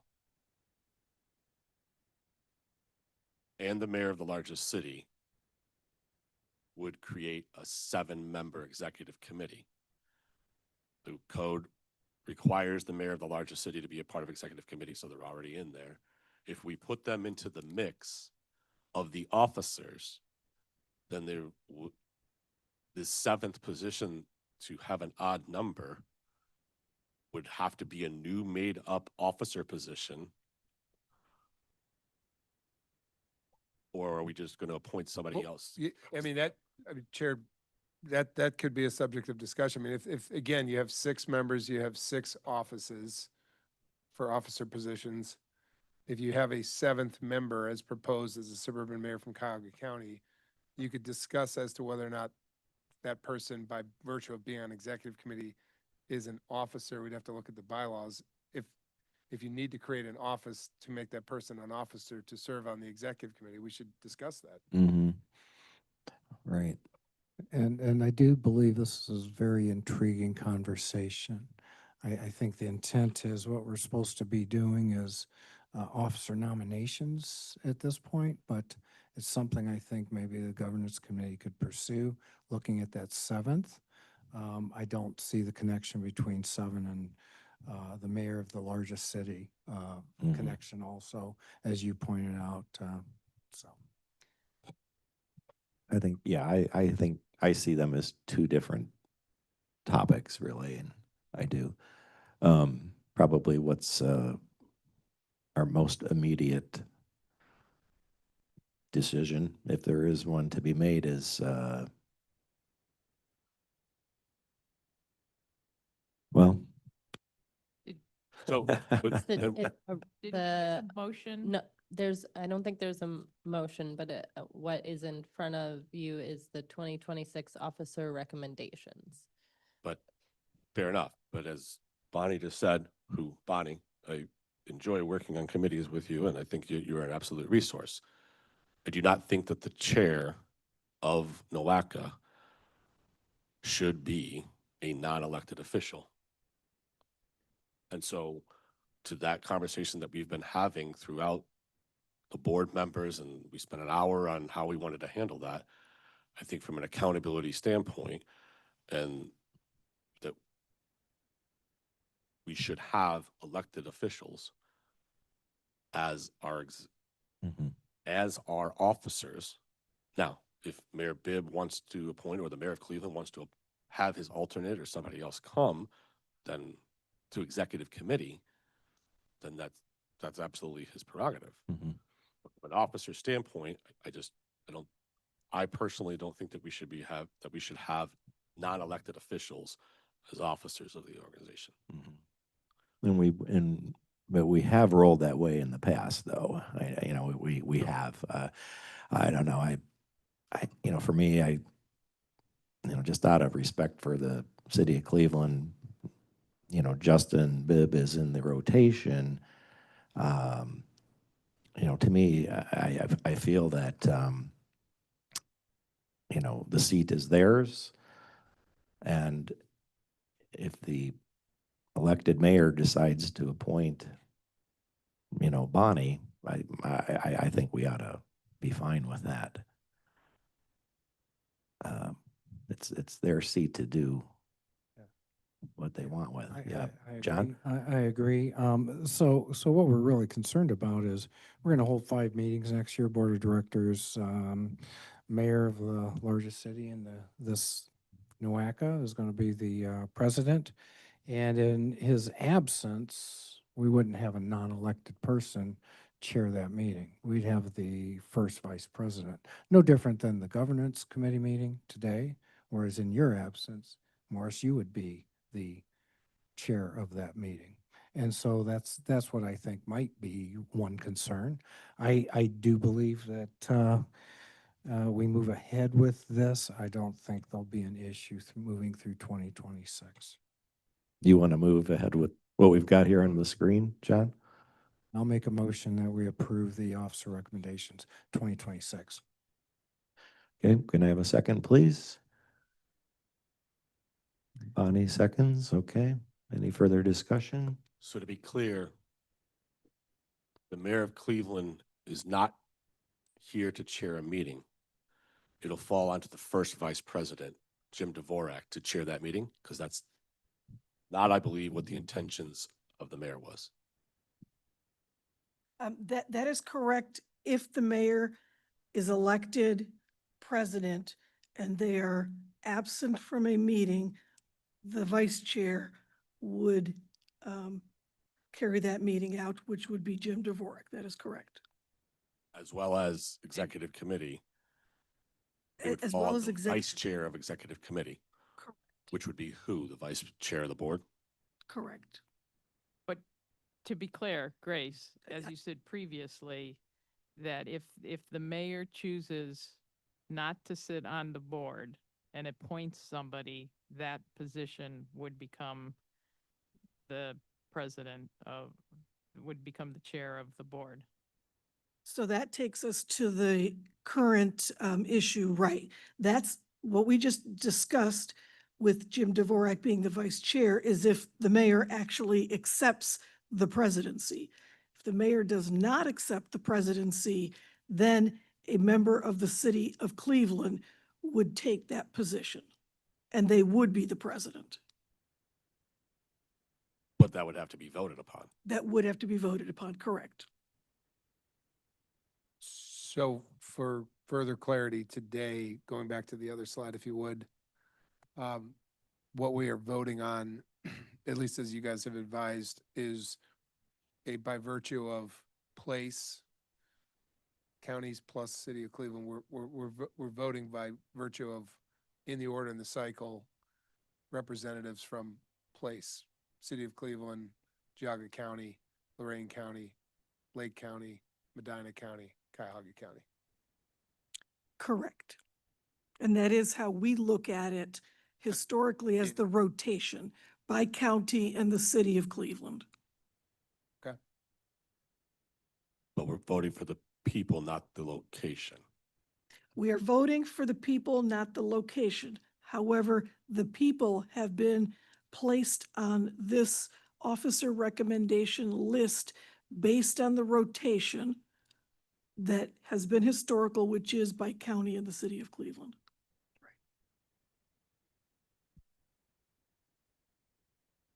All right, I think we're all clear then. I believe we do need, I know the executive nominated Mayor Castelli for the empty assistant treasurer, but I don't know if we had a nomination for the empty assistant secretary position. To Unless I replace missed John that. Plechnik's position.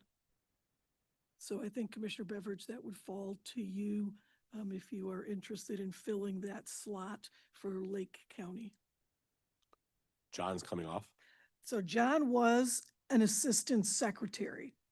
He came off of assistant secretary and moved to treasurer because he will be chair of finance and audit. Once he completes his years of finance and audit, he either will fall off or go back into that slot. So you can either leave the slot vacant or you could put somebody else in it just for this year. Okay, do I have to determine that right now? No, I mean, we're still looking to determine the city of Cleveland. So no, you can certainly bring that up later. We are also missing somebody from Geauga County on this list.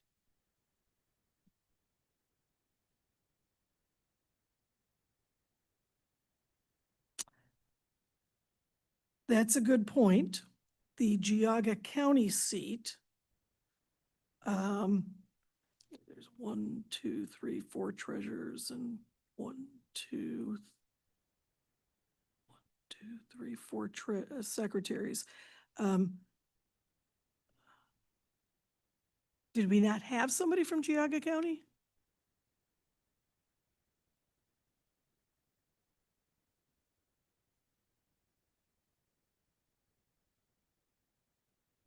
No, I think just Commissioner Dvorak. Well, but Commissioner Dvorak is an actual Right. officer in the No. rotation, right? Then no, we were missing So we were somebody missing, so that's the other this year. Yeah. right? The spirit of neighborly love.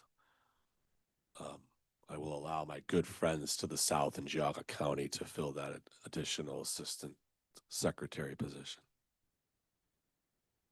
I'm sure they can come up with somebody. Question, Please. can we move this officers, the list of officers as it stands now with the vacancies, move that forward? And then come January, because to Mayor Costelli's point, we should probably have a conversation with him before we appoint him to something. So out of respect for him or anybody else, but can we move this forward and then fill in the blanks in January? Yeah, and just, mine was an example of I could make a recommendation, and that would be my recommendation, but it wasn't formally moved yet as a recommendation, so I'm All fine right. with that.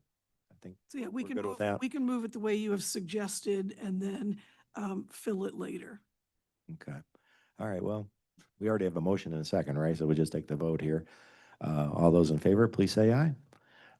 Aye. Aye. All right. Anyone opposed? Nay. Okay, we have one nay. Motion does pass. Okay, very good. Okay. I think we got through all the action items here, didn't we, Grace? We did. Okay. And it sounds like we need to further discuss at the next meeting, the issue that we started discussing about the executive committee and the officers. And I think that would give time for legal counsel to take a look at it and everybody to better understand how that works. And Yeah, sounds good. Okay. All right. Do we have any other presentation or discussion items for today for the governance committee? No. Any other reports or updates for today's meeting? All right. Any old business? No. Okay. Any new business? If not, then I'll entertain a motion to adjourn. So moved. Thank you, Morris. Can I have a second, please? John, thank you. I will adjourn today's, all those in favor, please say aye. Aye. Aye. Aye. Anyone opposed to adjourning? Very good. All right, we'll wrap it up and I will adjourn the meeting. Thank you, everyone, for coming and again, robust discussion. huh? Executive committee started 11:30, so we'll reconvene in 5 minutes. Okay, excellent.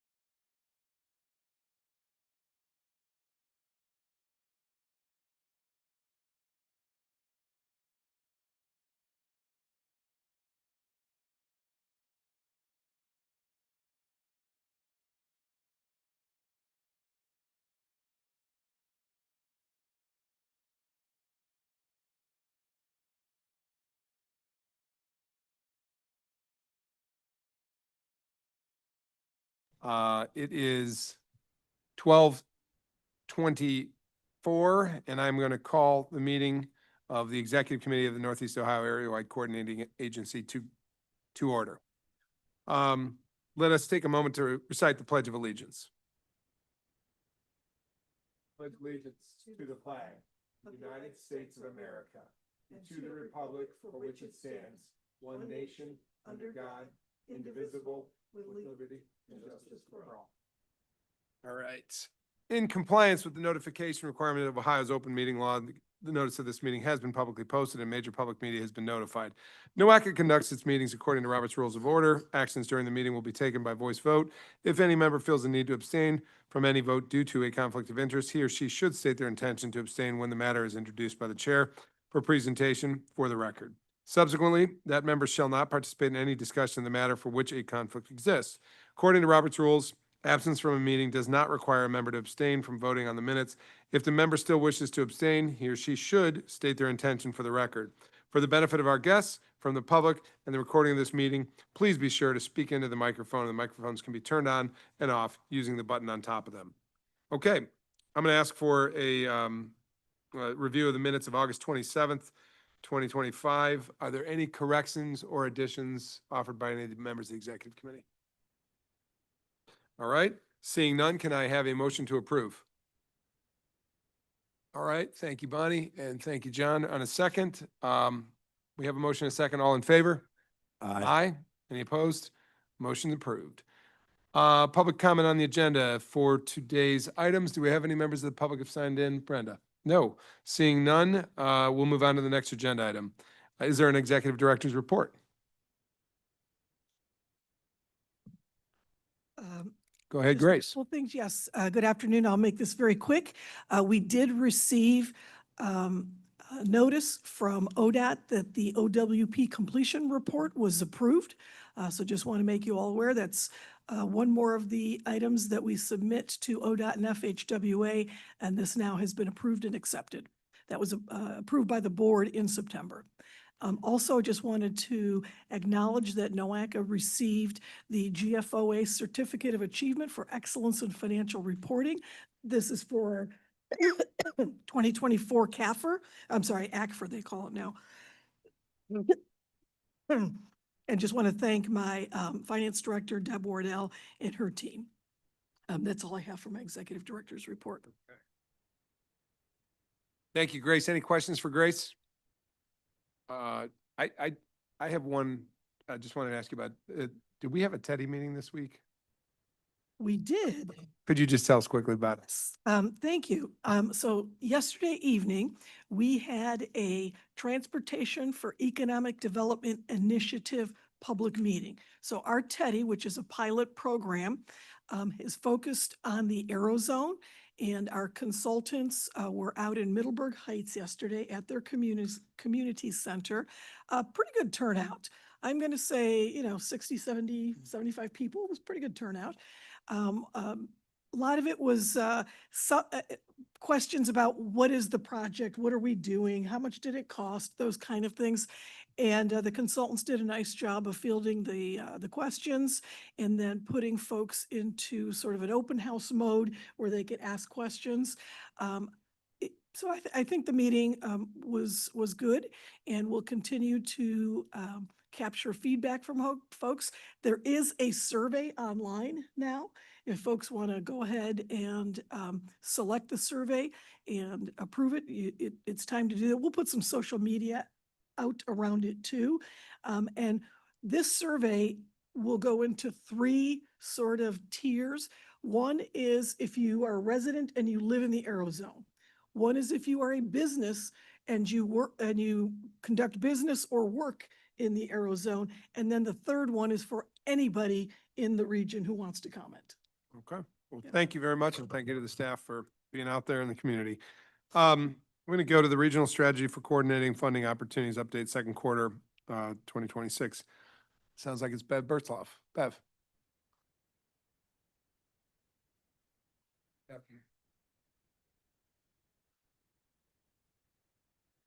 Sorry, good afternoon. Good afternoon. To the chair and members of the committee.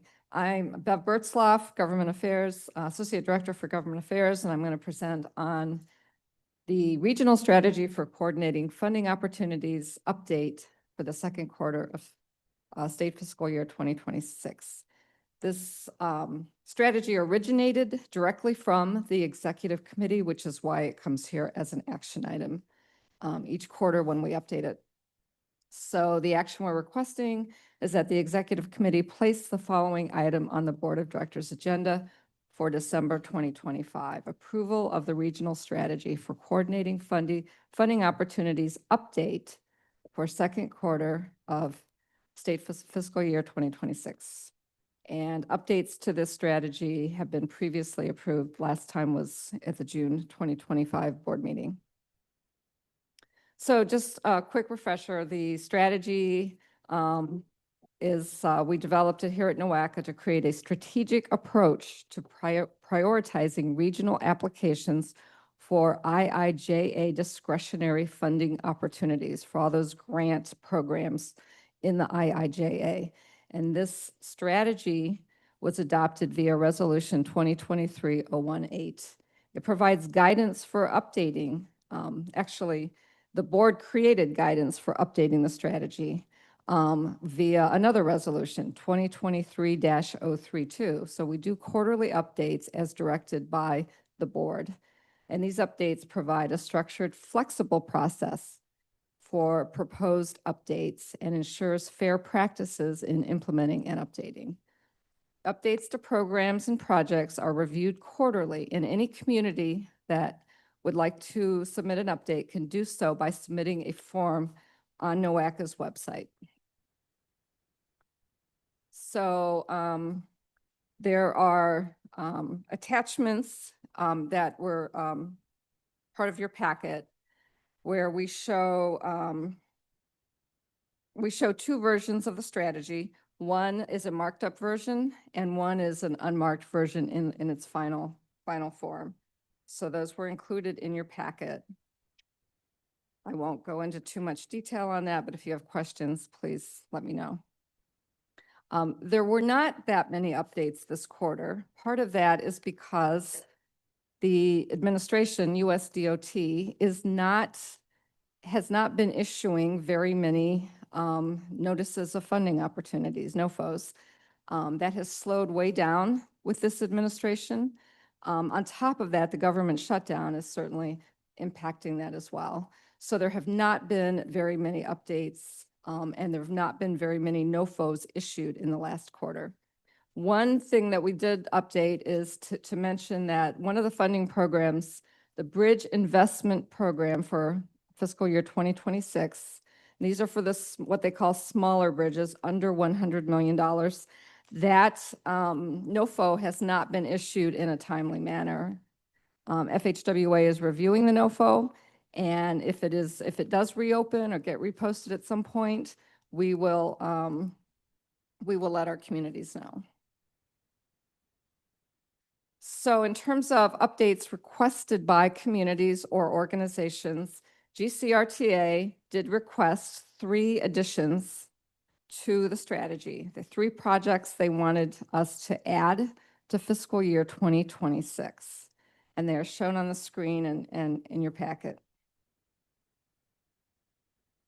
And then the City of Independence requested that we take a project off the strategy for FY 2026. They had received a Safe Streets and Roads for All implementation grant, and they had intended to move forward. I'm sorry, they had received a planning grant, and they had intended to move forward with an implementation grant, but they're not ready at this time. So they've asked us to remove them from the strategy for the implementation NOFO.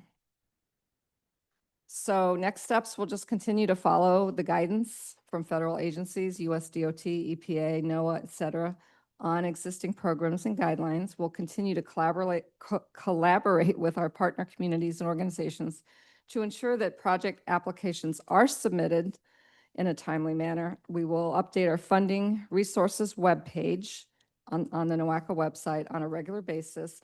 So whenever new NOFOs come out, we do post those on our funding resources webpage, and communities can check those on a regular basis. and will continue to update the strategy for calendar year 2026. So we're requesting that the executive committee place the following item on the board of directors agenda for December 2025. Approval of the regional strategy for coordinating funding opportunities update for second quarter state fiscal year 2026. Okay, thank you, Bev. Can I have a motion to approve? So move. Thank you, Jeff. A second? Thank you, John. Any discussion or questions? All right, seeing none, I'll call the question. All in favor? Aye. Any opposed? All right, motion approves. Thank you. Thank you, Bev. All right, Grace is going to cover the recommended action going forward, been vetted by committees and placement on the board of directors.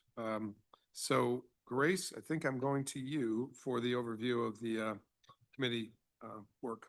Yes, thank you very much. So I'm going to try and get through this relatively quickly.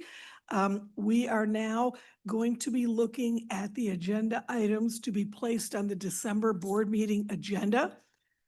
We are going to take them all as a slate, except for we're recommending 6B and 6C to be taken individually because they are the items that were just discussed and modified in the governance committee. We were anticipating that that would happen. Do I need a motion to take those out if I'm going to do this as a slate? No, No. long as one board member wants, as long as one committee member wants them out, we can take them out. Proceed. Okay, thank you. So first is the legislative agenda. This is for 2026. We prepare this annually. It reflects the vision, goals, and objectives of NOACA's regional strategic plan. It does address both state and federal priorities. There are some updates this year. Oftentimes we are consistent year to year or very minor updates. We did add for priority number 1, some additional language around strengthening local control of core transportation programs. So reducing the number of discretionary grant programs and shifting to the MPOs, which means a formula-driven approach is what we would like to see at the federal level. Increasing the planning funds to meet what we need to have done in the region for project implementation. Reduce local match for certain programs, so that removes barriers for low-income rural and urban communities, and some streamlining of environmental review and permitting processes. Also, for federal priority number 4, we are specifically putting language in there. Actually, there wasn't a federal priority number 4. We are adding this as number 4, and that is to stabilize the Highway Trust Fund. Currently, the Highway Trust Fund has not been increased in terms of the gas tax that supports it since 1993. And so we don't have a viable highway transportation trust fund. And that certainly restricts the amount of funds that are available to the communities, both to the MPOs and to the DOTs. Any questions on that? Nope. Nope. Moving forward then. Next is the 2026 Board Committee, Subcommittee, and Council meeting schedule. I believe all of you are familiar with this as we have talked about it in the Governance Committee meeting. This is the meeting schedule. Any questions or comments? And as I indicated at that meeting, we have added the HR subcommittee and we have changed the date of the Finance and Audit. Those are the major changes that we have made. And I will say that particularly the change of schedule is in an effort to hear board members about efficiency and trying to give board members the time that they need before executive to communicate information. Brownfields Revolving Loan Fund. This is a recommendation for a project in Midtown. located on Payne Avenue, where where there was a Dave's grocery store. And the proposal is reuse for mixed-use affordable housing and commercial, and potentially Cleveland Public Library neighborhood branch. So they did request 1.3 million from us. The Brownfield Steering Committee reviewed it on October 17th and recommended $750,000 with amended terms and conditions. The Vibrant Neo Board approved the recommendation on October 28th.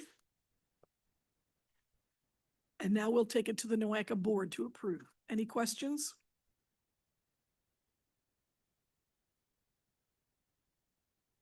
Seeing none? Nope. Okay, second quarter plan and tip amendments. These are the quarterly updates to the tip that we provide. We give the opportunity for communities to make changes to the tip and then look to board approval. There are a few here with NOACA funds. So these are changes because we need to add a project to tip, or a phase is being changed, or it's being advanced. All of these require amendments to the tip that must go to the board. We also have actually 2 slides worth of projects from the GCRTA. These are not NOACA funds. These are the GCRTA's own funds, but nevertheless, it still needs to come through our process because their funds are originating from the federal government. Any questions on the tip amendments? Seeing none? Highway safety performance measures targets. This is something that we bring to the board. Some of the targets we bring annually, some we bring every other year. This one is a change. We are recommending that the performance measures for safety adopt a 4% reduction for the region, which means that we are looking and anticipating more success. Although as I'm looking at this, it doesn't look like that, yeah. Ali, can you speak to this? It says 4% reduction for the region, but it does look like the target for 26 is actually increasing. Is it just an issue with the slide? Good afternoon. The target sets based on the 5 years 5 years moving average. Last year, we had a very 2024, we didn't have very good data. It was fatalities was very high. It was over 172. That's why the target is higher than what we have. I see. So it was really a data quality issue in 2025. And this is 2024. The 2025 has the 24, so the 25 target was, yes. was, okay. And this is based on a 5-year rolling average anyway? Rolling average Okay. for the last 5 years. But we are assuming 4% reduction for the region based on actual. Yes. Actual to target, not target to target. Okay, thank you for that clarification. Any questions? Seeing none? Now is the FPA prescriptions. This one is for Medina County. It is a modification request for the villas at Hidden Lakes and Stonegate subdivision. The applicant is Medina County Sanitary Engineers. It is to allow extension of the sanitary sewers. The affected area is 2 parcels in Medina Township, which equates to 84 acres that require prescription changes, and the prescription change is from areas served by on-site system to sewers expected within 20 years. Excuse me. 34 acres for the 20 years, 50 acres for the areas served by on-site systems, which takes you then to that 84 acres. Any questions Seeing none? Then we have reached the end of the slides that, or the, I'm sorry, the projects, the agenda items that are a slate. So this would be to approve all the previous ones that I discussed. Okay, thanks, Grace. Can I have a motion to place these items on the Board of Directors' December 12th meeting? Thank you, John. Second. Second, thank you, Jeff. Any discussion? All right, I'll call the question. All in favor? Aye. Aye. Any opposed? Seeing none, motion passes. All right, the Board of Directors meeting of January 21st. Before we get to Yep, that, I'm going to yep. take the items B and C that we All right. separated out. So these are the two items that were discussed in great length at the Governance Committee meeting. okay. So I think everybody here is familiar with that because you were all in the meeting. So hopefully I don't have to trip over my words to explain this. Essentially, the first one is to remove ratification requirements in Article 9 in reference to Article 4. We did change the scope of that in the meeting. Rather than removing ratification entirely, it only removes it from the membership items in 4.2C through H. Okay, so we can just go through this. Any questions on that item? You guys remember it well, but any questions? All right. Please, John. I do. And could I also look and see the actual, yeah, let's go to the slides. Well, we with can't, this, I mean, I can, but cannot. this is Oh, not it. for this one, This right, is the right. one that was Very in good. the- well, Yes, this I'll was the hold one- off for the next one, but that's what I'd Well, like to this one see was, next. this is not the current one that was agreed to in governance. Right. If you would like that one, I can have Liz pull it up. No, we'll wait on Okay, that we'll for wait, the okay. next, for the Do it next all at one. once. Thank you. Any other questions? Okay, let's go to the next one. Code of Regulations revision. This is specifically revisions to section 4.2, the membership. And the membership changes, as we discussed in governance, generally were focused on giving additional autonomy and flexibility to the individual counties to name their members for the board without having to go through ratification. And this is what the proposal was prior to the governance committee meeting. And now we made a change to that during the committee meeting to revert Lorain County back to what it currently is in the Code of Regulations. So other than Lorain, everything else I believe is consistent. And just a question, if I may, Sure. on Lorain County, I think I might have missed that first part of the governance meeting.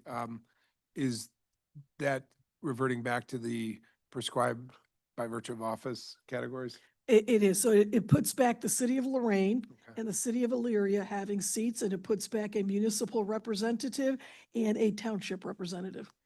Got it. Thank you.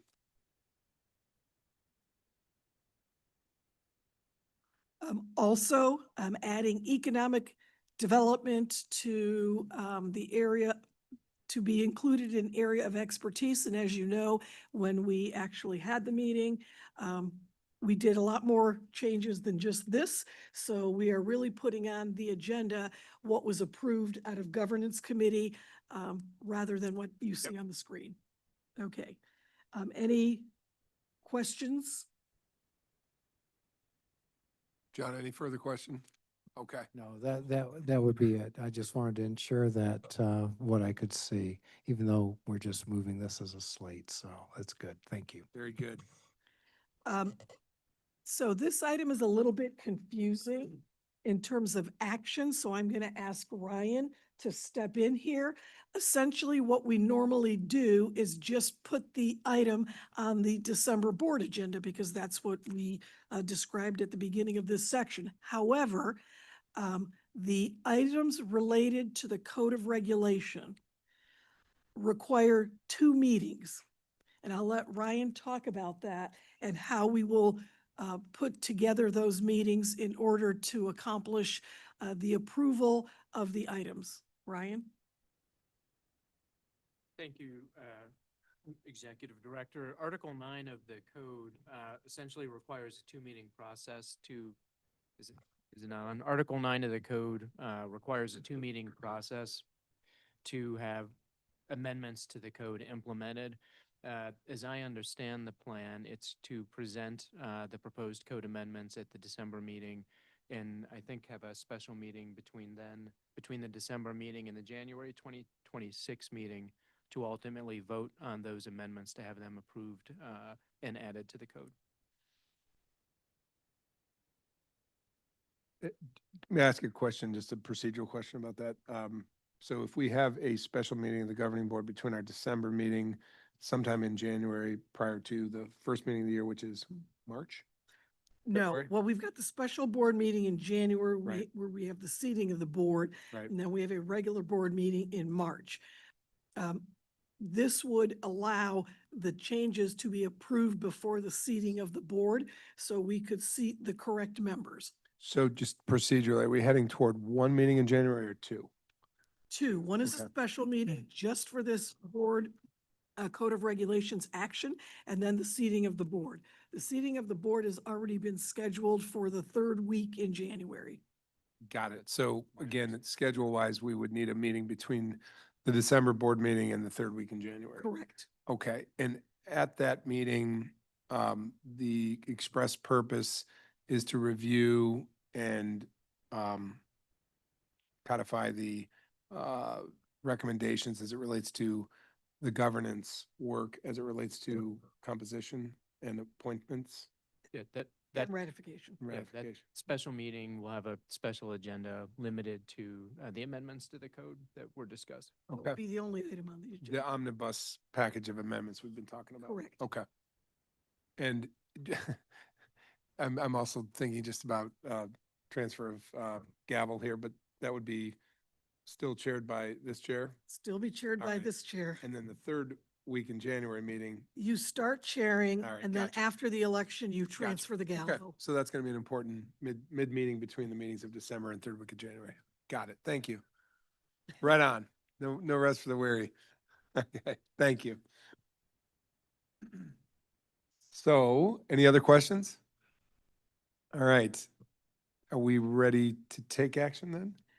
At this time, we are ready to take action, correct? So the first action item for this membership issue would be to place the reading of it at the December board meeting. Okay, you see the action requested in front of you as it pertains to Code of Regulations, Section 4.2, membership and other. May I ask for a motion? Thank you, Andy. And second from Bonnie. All right, any discussion? We've discussed or all is to discuss. All right, so I'll call the question. All in favor? Aye. Any opposed? Seeing none, motion carries.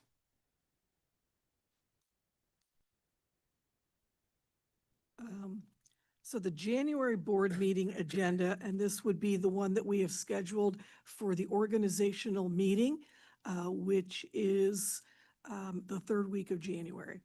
So we have a few items on there. These are related to the change in board and change in presidency. So we have resolutions of appreciation for outgoing board members. At this point, I'm only aware of one board member that will be an outgoing board member, and that's Mayor Brennan from University Heights. I imagine there may be others once we make the changes in position. Then we will also have under governance the election of the calendar year 26 Board of Directors officers. And then the roster, which is the board, committee, and subcommittee council membership. What is missing off of this slide, based on what we just agreed to in the governance committee meeting, is I need to add another item under governance that would be, oh, actually, no, that would be a special meeting. I apologize. This would be correct. And so there'll be a NOACA 101 presentation. We have typically made that optional. A lot of the feedback that I'm receiving from board members is that they are not familiar with enough of NOACA. I would like to do a different NOACA 101 presentation. We can still certainly have the one that is voluntary. We can either do it that day or another day. I've been getting feedback that another day would be better. But during the meeting, I would like to present a NOACA 101 that focuses more on the board and some very core information that would be helpful to the board that I'm finding out as I am meeting one-on-one with them in the listening tours that people are just not aware of. For example, we've changed over the board significantly in the last 10 years. There were decisions made at the policy level on the board that is helpful for the board members to know, such as how do we divide up the money that we receive from USDOT, and how do we allocate that in the tip?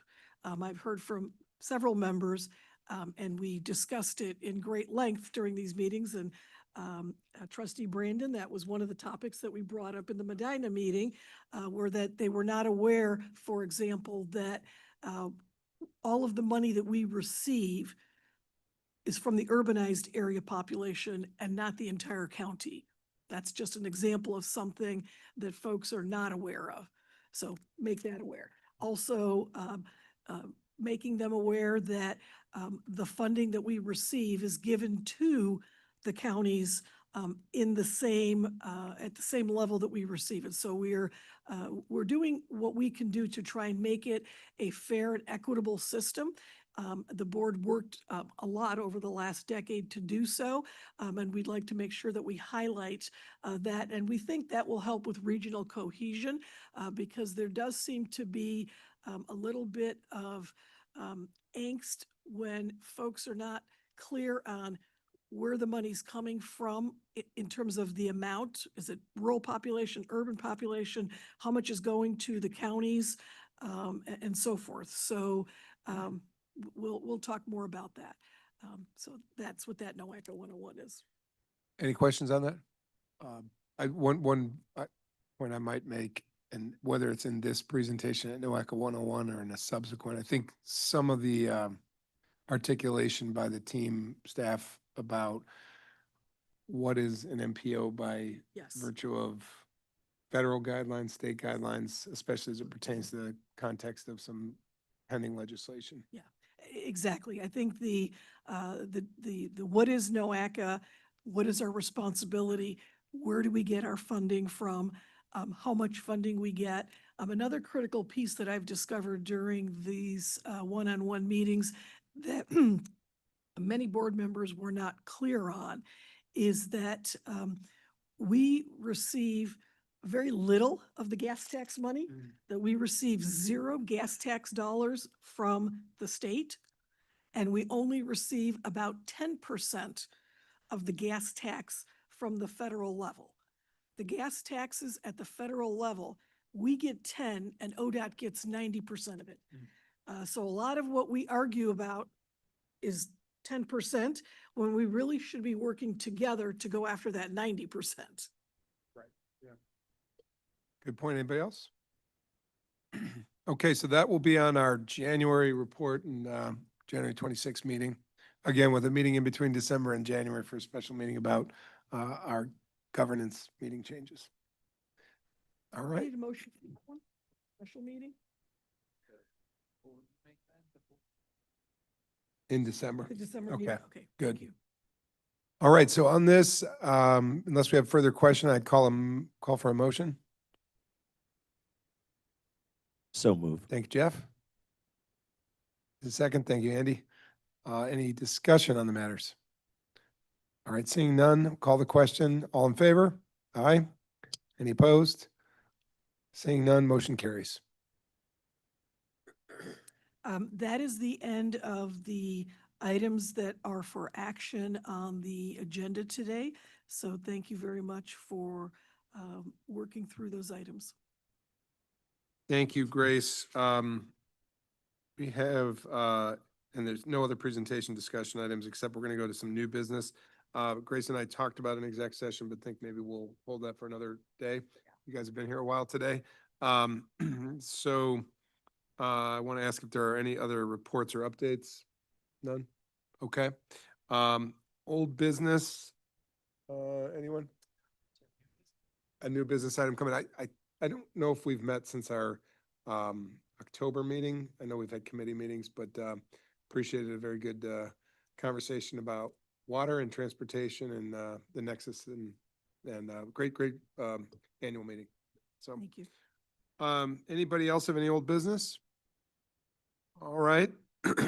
New business, going to go to our attorney, Ryan Gambale. Thank you, Chair. So the chair and the executive director and I have heard over the last few months some interest from members of the board in speeding up the pace of the regular board meetings to the extent we can. One of the things we want to do to address that is put together a consent agenda for certain items during the regular meetings, such that we could look at things like approval of the minutes and more actions in the ordinary course and present them on a consent agenda to be voted on as a group so that we can speed up the pace of the regular meetings. But are you guys familiar with consent agendas generally and how they work? Yeah. So the Give a idea, quick overview. yeah, the idea is that on a regular agenda, for regular agenda items, an item comes up, there's discussion, it's put to a vote if there's a motion and a second, discussed and voted on. With a consent agenda, you look at the, like I say, the ordinary course items and present them all together and then vote on it at the conclusion of the consent agenda, up or down. Kind of similar to what we did with this slate just a few minutes ago. When the consent agenda is presented to the full board, if there's a member that wants an item taken off of the consent agenda so that it could be subject to individual discussion, it would be taken off of the consent agenda at that time and discussed as part of the regular agenda. So on the board side, there'd always be an opportunity to pull something off of the consent agenda at the meeting if somebody thought it was inappropriately placed there or that it should be subject to a broader discussion. But the idea is some of the more ministerial functions could be dealt with at once to move the pace of the meetings along a little bit. Like I say, subject to request from any board member to move something off of the consent. So that's the idea.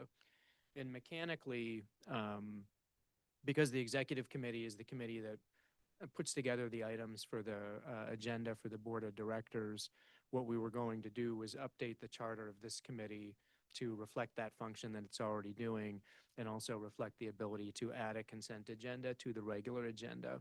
And then we would use that kind of authority to identify consent agenda items for the regular meetings.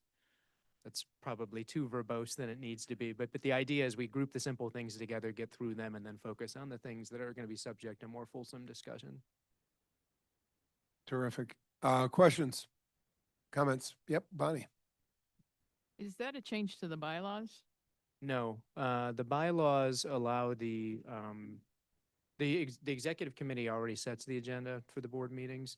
And so the bylaws allow us to change our own charter. I would update the charter to reflect that part of the regular meeting agenda could include a consent agenda if that's what this committee chooses that they want to do, but it will not require a bylaw change. We have the authority under the current bylaw system to update our own charter. Other questions? Procedurally, is this something we bring before the full board in December? No. No, this committee can make the This committee decision. can make that. But I think we should talk about it with the full board in December and let them know that beginning in 26, that's exactly what we will do, just to make sure that people are understanding what we're doing. I think that's fine. Okay, and just, Andy, please. Yeah, that's a great question. What was the question? How much faster the meetings will be? That'll depend on how many items are taken off of the consent agenda and how many questions are asked. Yeah, that would be tough for me to say. I think Grace is right. It would be even if this committee plans certain items for a consent agenda, it may be that the full board wants those items taken back off. You know, like I say, approval of the minutes is one. I'm thinking of some of the, just me kind of riffing here, some of the, you know, sometimes we see FPO changes, for example, where all the parties consent. I don't know that that's something that necessarily requires detailed discussion. If we could group some of those things together and get through them, then it would give us an opportunity to focus on the items that maybe there's more to discuss as a group. You know, some of the regular board meetings, I know sometimes we lose folks towards the end, and if there's something maybe of more significance, it might be helpful to have their voice heard. One of the things that will determine that, we're going to focus more at the committee level on some of these things. And so when we get to the board meeting, our plan is to have the chair of that committee provide the assurances of the depth of discussion and approval at the committee level, so not to have to repeat all of the same presentations. Others? John? Yes, it would be the executive that would set up this consent That's right. agenda. We would do that after, of course, approving what goes forward and then place it on the consent. Executive committee. The executive Yes. committee, okay. That's exactly right. It would operate almost identical to what we just did, except we'd pull off items and say, hey, we'll put these together as a consent agenda. Or we may say, look, there are no items for the consent agenda this time. It would be up to this committee. Give you guys a modicum more of work, but take more off the board. Yeah, and staff will come with a recommendation as to, you know, we'll come into these executive committee meetings, say, these are the things we think can be approached by a slate. These are the ones that more likely will need discussion. And then the executive committee can debate that. Yeah, I think this board knows historically those items that would probably take a little more time. Yep. And hopefully not recognize people calling questions too soon, because there's many that may want to speak on a topic, you know, and they'll have different directions of what they're looking at. But I think this is just going to speed things along. So maybe we can get to those discussions that are very, you know, good for this Right. group moving forward. Right. Thank you. Give us more time for the matters that we need more time for. Others? I think this is a step in the right direction. Do we don't today because it's new business? Yeah, it sounds like we're gonna present it maybe to the full board in December, and then we'll plan on taking it up in this committee in January. Is that how you wanted to proceed with In that? terms of how we will, when's the next time, or when do we start the slate? Right. So at the February Executive Committee meeting, this committee will set the agenda for the March meeting and determine what is a slate and what are items that need more discussion. Yep, presuming governing board is fine with this Sure. process. Yeah, And- and this committee approves it, of course, yeah. Right, and so we'll present in December. In January, we will bring it up for executive committee for approval, That's correct. pending the governing board's feedback on it. But in the spirit of it, and to John's point, any board member, if need be, can request a item be pulled out of the consent agenda. That's right, and I think that's an important point. It doesn't require a majority vote to take something out of the consent agenda. It requires one member saying, I want to take it out of the consent agenda. I think that'll be an important point for the board come January. But all in the spirit of moving business at deliberate speed and taking time for those things that need more time. So, all right, just head nods, we're heading in the right direction on that? Okay. We're not going to vote until we present, right? Sounded to me, I thought you didn't want to vote till after the December meeting. No, I want to inform the board at the December meeting. If you need a vote from the board, then you would do that in. We don't need a vote from the board. If No this vote needed. committee, We want to Yeah, this recommend it. This committee should recommend it at today's meeting, so we can go to the board meeting and say it's recommended by the executive committee. But the footnote is the governing board is not, the board of trustees does not necessarily need to they don't need to take action. take action. Correct. So we just be, Inform- if we like, today, informing them of our recommendation to ourselves, but through them. Is that all right? Do you guys want to just, Yeah, the other way to do it would be to make a motion to update the charter to reflect the good. Mhm. agenda and consented, that this committee will prepare an agenda and consent agenda where appropriate as part of its Okay. activities. do we want that of this committee now or of the governing board? either way is fine. I think if we want input of the board at large, we could wait till after the December meeting. Alternatively, this committee could take action if somebody made a motion today. Because we have the authority to update. What's your on pleasure, December. board members? Let's take action. I'm an action guy. Okay. If you don't mind, if it would help, I could read in the language that I want to put into the charter. It's very, very simple. Yep. Among the activities that which there's some already listed, the executive committee will prepare the agenda and consent agenda where appropriate for regular and special meetings of the board. Simple.